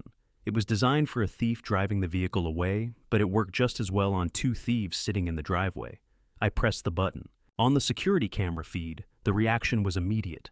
The Range Rover went haywire. The horn erupted in a deafening rhythmic blast that bounced off every house on the street. The headlights and taillights strobed in a rapid, chaotic pattern. Inside the cabin, every warning light on the dashboard would have been screaming at once. The engine died instantly, cut off by the remote command. The heat stopped. The power steering locked. I saw Renee and Lorinda jolting in their seats, hands clamped over their ears. Renee tried to restart the engine. The starter ground and caught nothing. She tried again and again, the panic rising. The car was dead weight. It was a brick. But I was not finished. I hit the secondary lock command. The door locks engaged with a solid mechanical thud. The child safety locks activated on top of that. They were sealed inside a screaming, strobing metal box. The noise was enormous. In that quiet suburb, it sounded like an air raid siren going off at 3 in the morning. Lights came on in the neighboring houses. People moved to their windows, peering out at the spectacle. Renee was pounding the glass mouth open in a scream I couldn't hear over the horn. She was fighting the door, but the electronic locks held. She was a prisoner trapped inside the very symbol of wealth she had tried to steal. Then the blue lights appeared. A patrol car turned onto the street, silent at first, then chirping its siren through the intersection. Not the sheriff. State police responding to the wave of 911 calls that had undoubtedly hit the dispatch center. 2 troopers climbed out of the cruiser. They approached the SUV with caution hands near their holsters. The horn kept blaring, masking the sound of their boots on the pavement. They put their flashlights through the glass. I watched them try to communicate with the women inside. They gestured for the door to open. Renee was shaking her head, pointing at the lock, showing them she could not get out. I decided to be accommodating. I tapped the unlock command on my tablet. The doors clicked open. Renee nearly fell out onto the driveway, stumbling into the trooper's arms. She was hysterical, screaming about being hacked about me, about the cold. She looked completely unhinged, but the second trooper had his light trained on the back seat. He saw something. He reached in and came out with a bag, the bag Clint had packed for his getaway, the one he had left behind in his rush. It was unzipped. I zoomed in on the camera feed. Even through the grainy night vision, what was inside was unmistakable. Stacks of cash, prescription pads, and a handgun. The trooper barked a command. Renee and Lorinda went rigid. Their hands went up, faces blank with confusion and terror. "Get on the ground," the trooper shouted, drawing his weapon. Renee screamed. She bolted toward the house, toward the shelter that no longer existed for her. It was a foolish move. The trooper drove her into a snowbank. He cuffed her while she kicked and wailed. Lorinda did not run. She simply crumpled, weeping into her hands, sinking into the snow beside her daughter's scattered jewelry. The troopers lifted them both to their feet and marched them toward the patrol car. Renee was still fighting, still screaming that she was the victim, that she owned this town. The troopers did not care who she claimed to be. All they saw was a screaming woman in a vehicle with a bag of cash and a gun, disturbing an entire neighborhood at that hour. They pushed her into the back of the cruiser. Lorinda followed, head down. I watched the patrol car roll away, the red and blue lights bleeding into the dark until they were gone. The driveway sat empty now, nothing left but the abandoned Range Rover and the remains of their former lives strewn across the lawn. Quiet came back to the street. The show was over. I closed the app on my tablet. I sank back into the chair and shut my eyes, releasing a breath I felt like I had been holding for 3 days. It was done. The house was sealed, the money was secure, the rats were in cages. I looked over at Damon, still sleeping, his face softer than I had seen it in weeks. I reached out and pulled his blanket up, tucking it in around his shoulders. "We are going to be okay, son," I whispered. But the war was not finished. There was still one fight left. The courtroom. They were going to try to lie their way out of this. They were going to try to work the system. What they did not know was that I had held back the sharpest ammunition for last. The trial would be the final nail in their coffin, and I intended to be the one driving it home. The courtroom smelled of lemon polish and old lies. I sat at the defendant's table next to Crow, watching the performance of a lifetime unfold. 7 days had passed since the raid on the house. 7 days since I had pulled my son out of that hell. But looking at Renee now, you would have thought she was the one who had been put through the ordeal. She occupied the witness stand looking small and breakable. She had on a modest white cardigan over a floral dress that buttoned all the way to her throat. Her hair was drawn back in a loose ponytail, and her face was bare-scrubbed clean of every trace of makeup. She could have passed for a Sunday school teacher who had simply lost her way. Every few seconds she pressed a tissue to her dry eyes and sniffled loudly into the microphone. Her attorney, a smooth operator named Hartwell, with a grin like a used car salesman, prowled in front of the jury box. He was painting a picture, and he was using the broadest brush he owned. "Ladies and gentlemen," he thundered, stabbing a finger in my direction. "This woman is a victim of a drug-addicted husband who unraveled, and a violent father-in-law who has always believed the rules did not apply to him. Take a good look at this man. He forced his way into her home. He assaulted her father. He dragged her husband out at gunpoint." He turned to Renee, his voice dropping to something tender. "Tell us, Mrs. Holbrook, why was your husband in the basement?" Renee looked down at her hands. Her voice trembled just enough to sound like a broken heart. "It was his choice," she whispered. "Damon. He has been fighting addiction for years. Heroin pills, whatever he could get his hands on. He told me he was dangerous when the drugs took over. He begged me to help him through the detox. He said he needed to be restrained so he would not hurt himself or me." She lifted her eyes to the judge, a tear finally tracing down her cheek. "I did not want to do it, Your Honor, but I loved him. I needed him to get well. I brought him food. I cared for him. I sat beside him for hours praying. And then his father broke through the door. He came armed. He brought a team of thugs with him. They tore our home apart. They threw me out into the snow. The courtroom stirred. I watched the judge, a hard-faced man named Westcott, fix his gaze on me with open suspicion. The narrative was taking hold. To them, I was the menacing older man who had terrorized a defenseless woman in her own home. To them, the image of a successful architect voluntarily chaining himself up to detox was plausible because they were ready to believe the worst about addiction. Hartwell cut a smug look in my direction. "No further questions, Your Honor." Crow rose from his seat. He did not stride. He did not raise his voice. He simply walked to the podium the way a man walks when he is already holding the winning hand. "Mr. Holbrook," Crow said, gesturing toward me. "Is there anything you wish to add to the record concerning the events of December 24th? I stood. I buttoned my jacket. I crossed to the witness box. I did not look at the jury. My eyes went straight to Renee. She flinched, but she held the stare, her gaze cold and hateful underneath those manufactured tears. "I do not have a story to tell," I said, my voice low and steady, filling the room without effort. "I do not have tears. What I have is the truth, and the truth does not require a white cardigan to be believed." I reached into my pocket and produced a flash drive. I held it up for the room to see. "Your Honor, the plaintiff claims she was a devoted wife nursing a sick man. She claims she sat with him. She claims she prayed. I would like to submit into evidence Exhibit A, a video recording captured on the night in question inside the utility room of the Holbrook residence." Hartwell shot to his feet. "Objection. Illegal recording. Invasion of privacy." "Overruled," Judge Westcott said, leaning forward. "This is a guardianship hearing, Mr. Hartwell. This court's obligation is to determine the fitness of the parties involved. If footage exists showing the ward's condition, I intend to see it.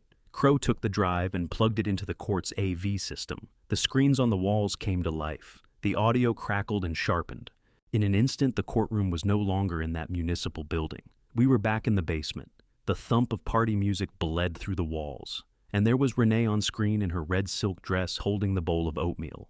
The image was razor sharp. Every frame was an indictment. Sign the papers, Damon. The video, Renee said, her voice dripping with contempt. You are pathetic. You are a junkie. The courtroom went silent. A silence so complete you could feel it pressing on your chest. On the screen, Renee dipped the spoon and then drew it back, letting the food spatter across Damon's chest. Oops, she giggled on the video. Just look at you. What a mess you are. I studied the jury, mouths open, eyes moving from the screen to the woman in the white cardigan trying to square the monster with the martyr. Then came the kick. On the screen, Renee's stiletto heel drove into Damon's broken leg. His scream tore through the courtroom raw and jagged, the sound of a man at the absolute edge of what a body can endure. In the witness box, the real Renee went the color of ash. Her hands clenched the railing, knuckles drained white. Do us both a favor and just die already, the Renee on screen whispered. The screen cut to black. For 5 full seconds, no one in that room breathed. Then it erupted. A woman in the back row let out a sharp gasp. A juror pressed her hand over her mouth as though she might be sick. Judge Westcott's face had turned a deep, furious crimson. He stared at Renee with an expression that was barely contained revulsion. Mrs. Holbrook, the judge, said, his voice straining to stay measured. Is that you in that recording? Renee stammered. It is out of context. It was tough love. He needed tough love, the judge thundered, bringing the gavel down hard. You drove your heel into a man with a broken leg. You withheld food from him. You laughed at him. Crow stepped forward again. He was not finished. He held up a thick file. Your Honor, if I may, Crow said, that video establishes the abuse, but it does not address the cause. The plaintiff maintains that my client Damon Holbrook is a drug addict who elected to be confined for his own protection. Crow opened the file and drew out a lab report. We ran a complete toxicology panel on Damon Holbrook when he was admitted to St. Vincent Charity Medical Center. The results are in this document. He passed the paper to the bailiff who carried it to the bench. Negative for heroin, Crow read aloud. Negative for cocaine. Negative for methamphetamines. Negative for every controlled substance in the standard panel. Damon Holbrook is not an addict. He has never been one. Then what was in his system, Hartwell called out, trying to keep the ship from going under. If he was clean, why did he appear incoherent on that recording?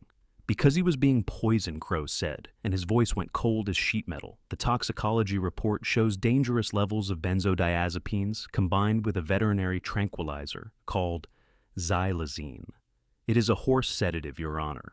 It produces muscle paralysis, disorientation, and tissue necrosis. That is the reason his leg was deteriorating. It was not only the fracture, it was the chemicals she was introducing into his bloodstream to keep him unable to resist. The courtroom surged again with noise. This was no longer a guardianship proceeding. This was attempted murder. There is one final piece of evidence, Crow said, and this one goes directly to motive. He produced a second medical file, older stamped with the letterhead of a fertility clinic. Renee Holbrook has told this court she loves her husband. Crow said, she has said they were working to build a family together, but our investigation into her medical history uncovered this. He held up a consent form. 2 years ago, Damon Holbrook went in for a routine hernia operation. Renee Holbrook held his medical power of attorney at the time. While he was under anesthesia, she authorized an additional procedure, a chemical sterilization. Renee was on her feet in the witness box. Stop it, she screamed. You have no right to show that. That is private. Sit down, the judge snapped. Crow pressed on his voice unrelenting. She had him sterilized, Your Honor, without his knowledge and without his consent. She made certain he could never father a child. Why? Because if Damon died without an heir, she would stand as the sole beneficiary of his estate. But if a child existed, that child would inherit the trust. She was not trying to build a family. She was pruning the family tree, making sure she was the only branch left standing beneath the money when it finally fell. I looked at Renee. She was shaking now, a visible tremor she could not suppress. The mask had slipped all the way off. The white cardigan was just fabric. It could not hide what was underneath anymore. She looked like a cornered rat. You monster, I said quietly from my seat. The judge studied the documents, then looked at Renee. He did not consult the jury. He did not need to. "This court has seen enough," Judge Westcott said. He dragged his pen across the paper on his bench with a furious slash. "The petition for guardianship is denied with prejudice. Furthermore, I am issuing a bench warrant for the immediate arrest of Renee Holbrook for aggravated assault, kidnapping, and attempted murder. Bailiff, take her into custody." "No," Renee shrieked as the bailiff moved toward her. "You do not understand. I needed the money. He has so much money." "It is not fair." The bailiff seized her arms and wrenched them behind her back. The snap of the handcuffs was the sweetest sound I had ever heard. Better than any music that had ever played at any party. "It is over, Renee," I said, rising from my seat. "You wanted to be taken care of. Well, the state is going to take very good care of you for a long time to come." She screamed, cursing me, cursing Damon as they hauled her out of the courtroom. Her lawyer was already packing his briefcase, not once looking in her direction. He could recognize a losing hand when it was dealt. I glanced at Crow. He gave a single nod. "We got her, Cedric," he said. "We got her," I agreed, "but we are not finished. I want the mother. I want the father, and I want every last person who helped them." I walked out of that courtroom with my head level. The reporters were already gathered in the hallway, but I moved past them without slowing. I had a son to go see and a promise I intended to keep. The Holbrook family was cleaning house. We were only just getting started. The heavy wooden doors swung open and a squad of deputies marched through.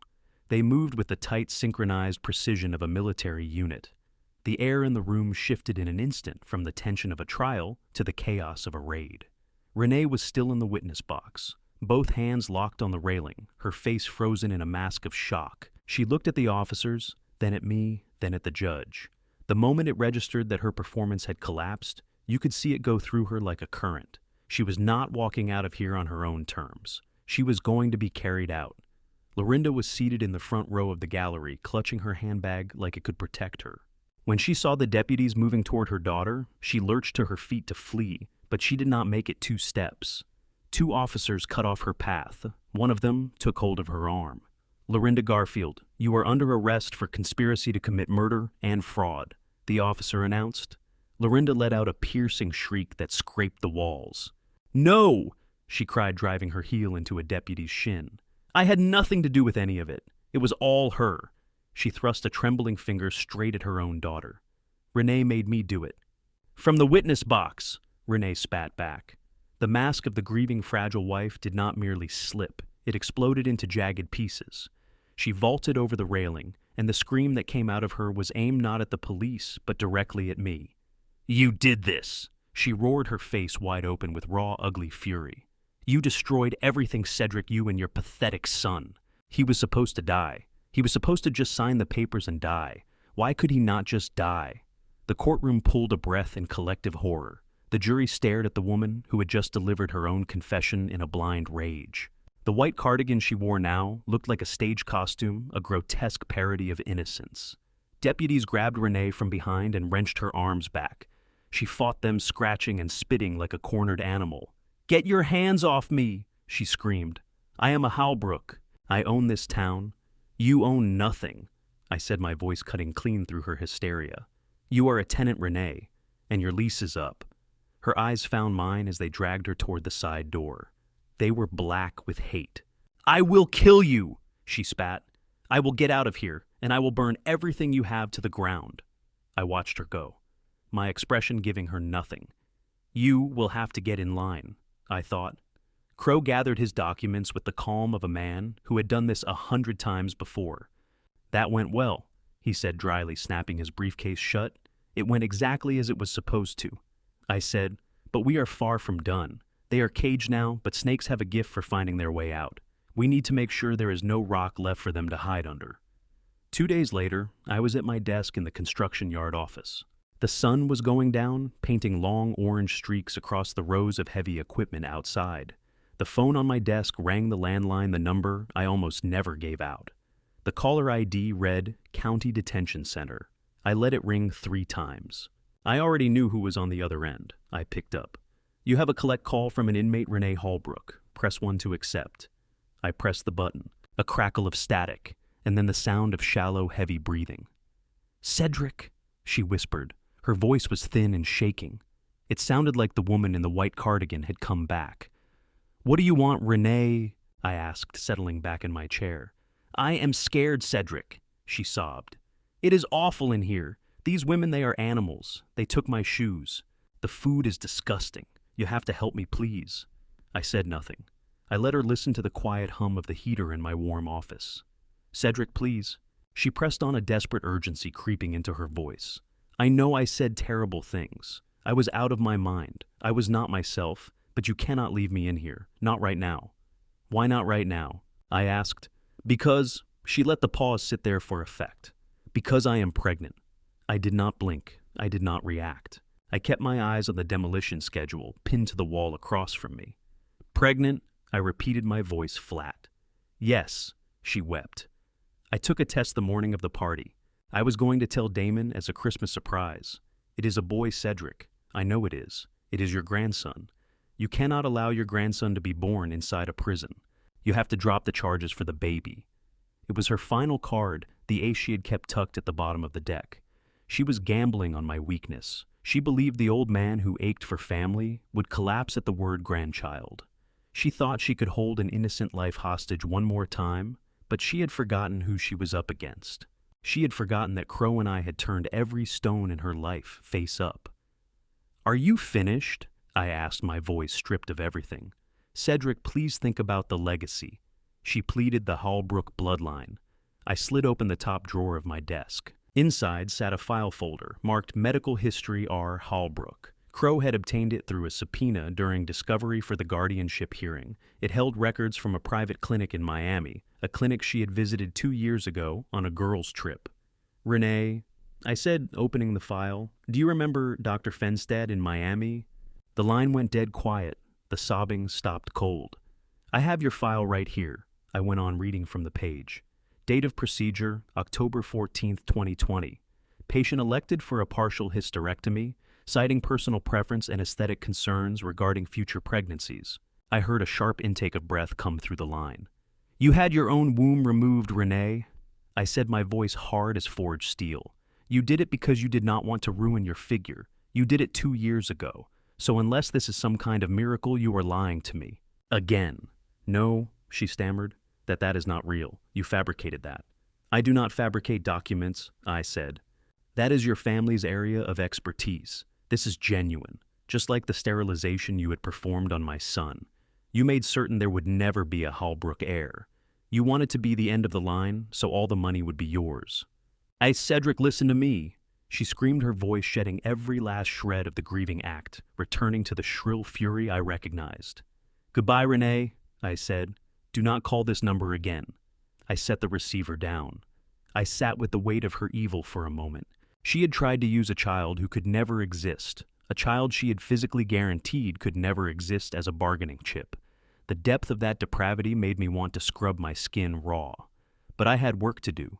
The head of the snake had been severed, but the body was still thrashing. Clint and Lorinda lived in a double-wide trailer in a park on the county's south side. It was a place with a reputation for methamphetamine and stolen car parts. It was where they had come from, and it was where they had sat together, hatching their plans to work their way into my family.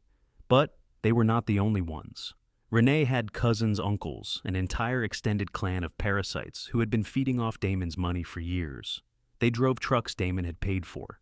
They lived in trailers Damon covered the rent on. Every one of them was complicit. They had all eaten well at the table while my son went hungry. I lifted a thick stack of papers from my desk. These were not medical records. These were deeds and debt notes. Crow had been working behind the scenes. While the trial played out in that courtroom, he had quietly tracked down the trailer park's owner. The man was drowning in debt, staring down bankruptcy. He was more than willing to unload the entire park to a holding company for cash. That holding company was mine. I purchased the debt along with it. Clint had loans spread all over town, predatory high-interest traps he'd stumbled into. I bought every one of them, every IOU, every marker, every lien. I owned their debt. I owned their land. I owned the ground beneath their feet. I called Tatum. "Get the trucks ready," I told him. "We've got an eviction to run." It was snowing again when we rolled through the trailer park's entrance. This time, there was no stealth involved. This was a declaration. My convoy pulled right up to the main gate. No disguise. I had on my good wool coat over a suit. I looked exactly like the landlord I was. Tatum and his crew spread out. They went straight to Clint's trailer first. Empty naturally, Clint and Lorinda were sitting in jail cells, but her sister had moved herself in, squatting like she owned the place. Tatum pounded on the door. "Eviction notice," he called out. 10 minutes to clear out. The door swung open. A woman who looked like a harder, rougher version of Lorinda stood in the frame, a cigarette hanging from the corner of her mouth. "You can't put us out," she snapped. "We got rights." "Your lease ran out yesterday," I said, stepping up. "The new owner has other plans for this land." "New owner," she sneered.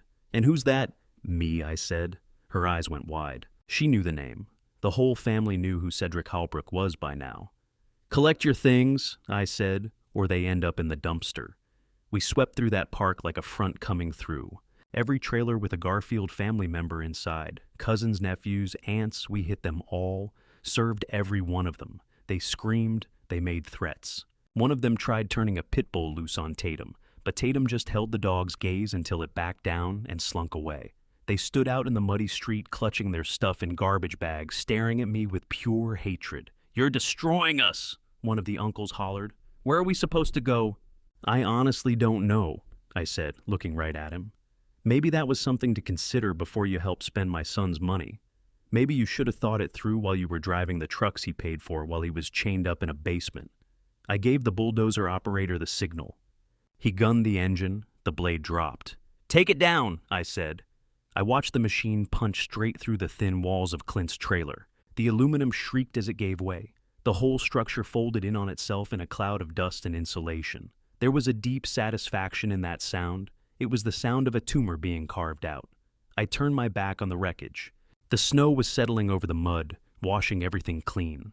I climbed into my truck and drove away, leaving them standing in the cold, the same cold they had left my son to endure.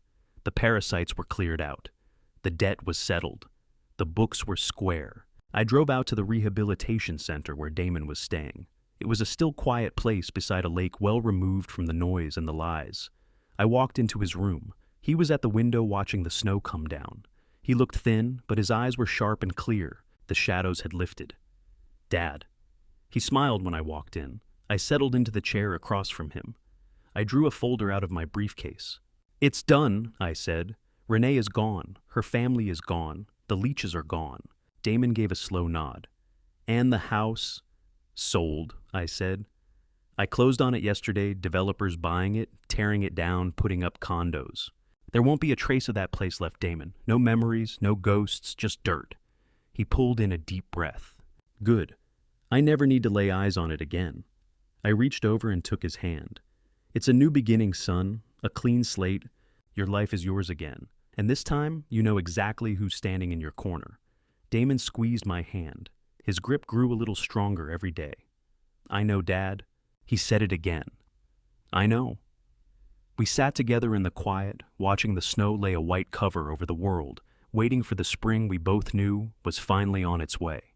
A year later, the snow was falling again, but now it didn't look like a shroud draped over a crime scene. It looked like a blanket tucking the world in for the long winter ahead. I stood at the window of my cabin, a mug of hot coffee warming my hands. Out back, the lake had frozen over a flat sheet of white ice running all the way to the tree line. It was quiet out here. No sirens, no screaming in-laws, no thumping bass from a party that had been nothing more than cover for something monstrous. Just the crackle of the wood stove and the smell of bacon in the cast iron skillet. I stepped back from the window when I heard the steady rhythmic knock of a cane on pine floorboards. Damon came into the kitchen. His gait was slow and uneven, but he was moving on his own. He wasn't the shattered skeleton I'd pulled out of that basement anymore. He'd put on 25 pounds of muscle. His skin was clear. The hollows under his eyes had filled in, replaced by a steadiness, a calm he'd never carried before, not even at the peak of everything he'd built. "Morning, Dad?" He pulled out a chair at the rough-hewn table. "Morning, son," I said. "How's the leg holding up?" Steffi admitted, rubbing at his thigh. "The cold works its way into the metal pins, but it's holding." I set a plate of eggs and bacon in front of him. He ate with an appetite that still made me smile every time. In those first months after the hospital, he could barely keep anything down. The starvation had done real damage to his system. We'd spent the past year up here in the Hocking Hills, far from Cleveland, far from the gossip and the cameras. We healed. I rebuilt the deck while he rebuilt his mind. We fished. We split wood. We talked about everything and nothing at all. You know, Damon said, pointing his fork toward the window. A year ago today, I was certain I was going to die in a pile of my own filth. I thought that was how the story ended. That was the end of a chapter, I said, topping off my coffee. The chapter where you let other people pick up the pen and write your life for you. He nodded slowly, looking around the cabin. It was small, 2 bedrooms, a main room, a kitchen. The furniture was solid and handmade, nothing imported or Italian. No staff, no smart home system that could lock you out of your own rooms. It was simple.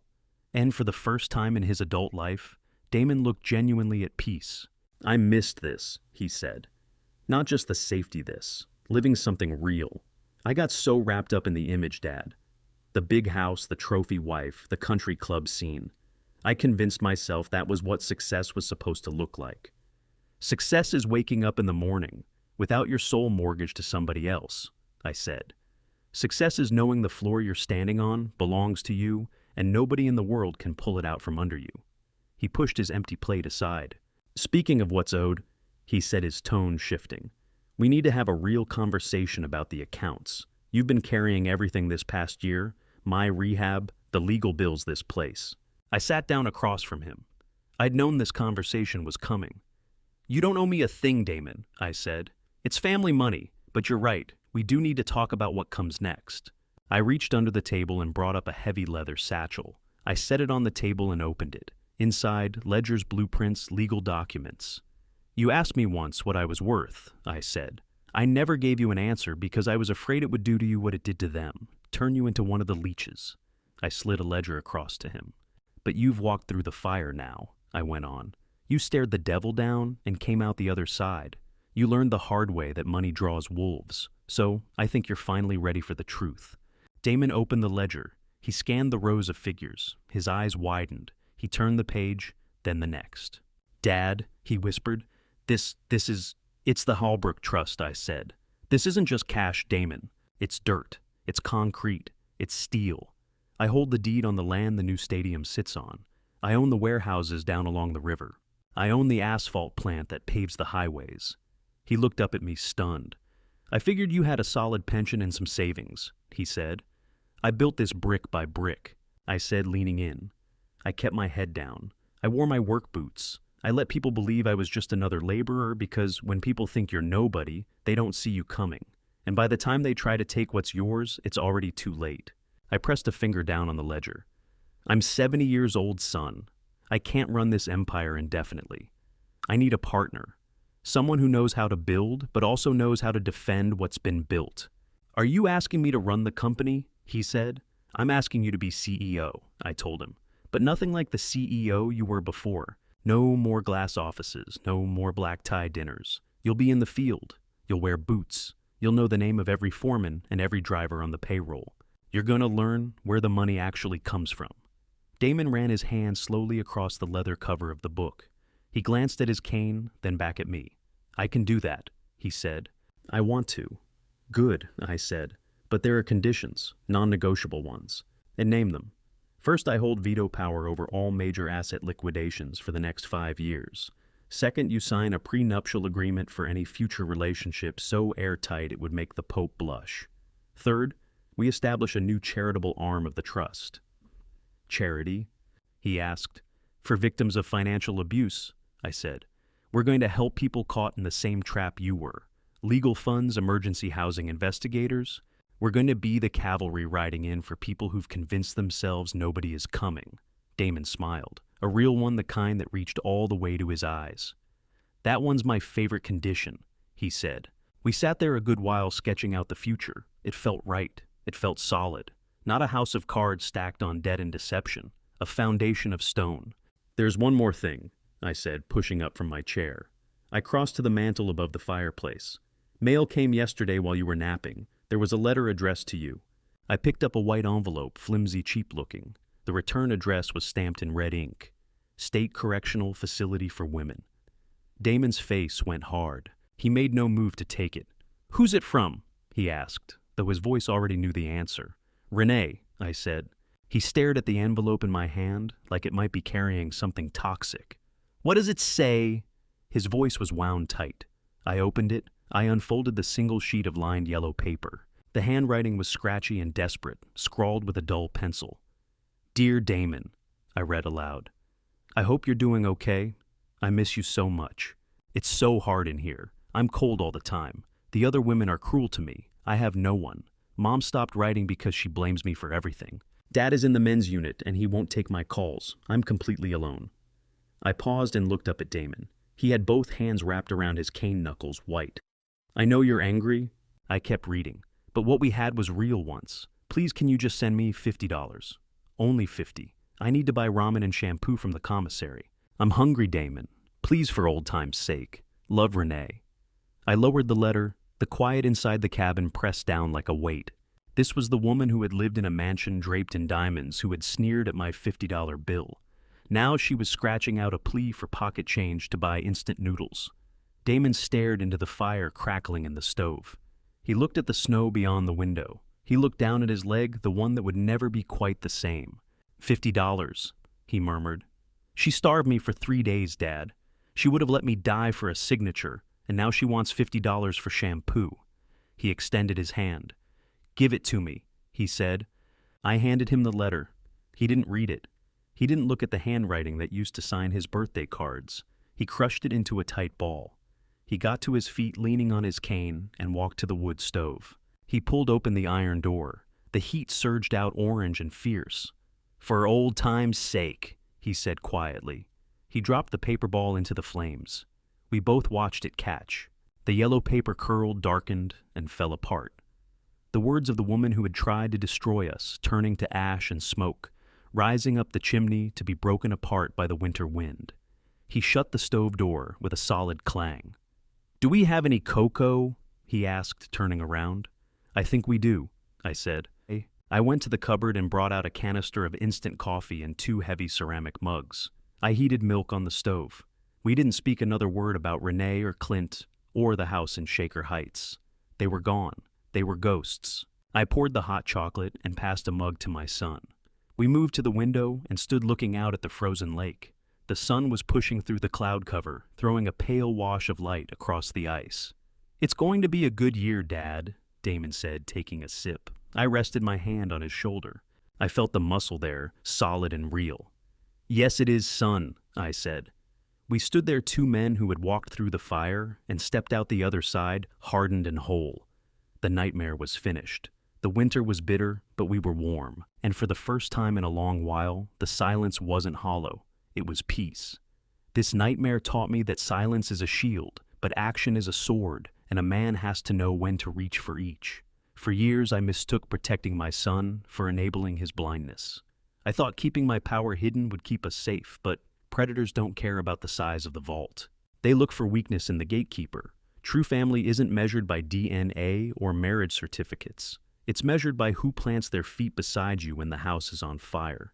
We learned that dignity cannot be purchased, and respect must be commanded, never just requested. Sometimes to build a true sanctuary, you have to burn the old life clean down to the ground first. If you've been with me through this whole story, I want to thank you. Truly, it means something that you stayed until the end. Looking back on everything Cedric and Damon went through, the basement, the courtroom, the long winter of healing up in the Hocking Hills, what strikes me most is the cost of staying silent for too long, and the cost of speaking too soon. Cedric spent decades building quietly, protecting quietly, and in the end, that same quiet discipline is what saved his son's life. I believe God allows certain storms not to break us, but to show us exactly how much we've been built to withstand. That belief carried them both through. Here is what this family revenge story taught me, and what I hope it leaves with you. Never let people mistake your silence for weakness. Silence is a strategy. Use it until the moment it's time to act, then act completely. Before you sign anything, know who actually holds the deed. Wolves don't announce themselves. They study the locks on your doors first. If you are adults 50 plus who have quietly built something real, tell the people you trust what you actually own. The truth shared with the right person at the right time is the strongest protection you have. Choose your inner circle by who shows up when there is nothing left to gain. Everyone else is just passing through. If this story moved you, leave a comment below and tell me what it stirred up. And if you know someone who needs to hear it, someone going through a hard season, or someone who just needs to be reminded that it's not over, please share it with them. That's why we tell these stories here at Honor Revenge Stories. Subscribe if you haven't already, so the next one finds you. Thank you for being here, take care of yourselves, and I'll see you in the next one.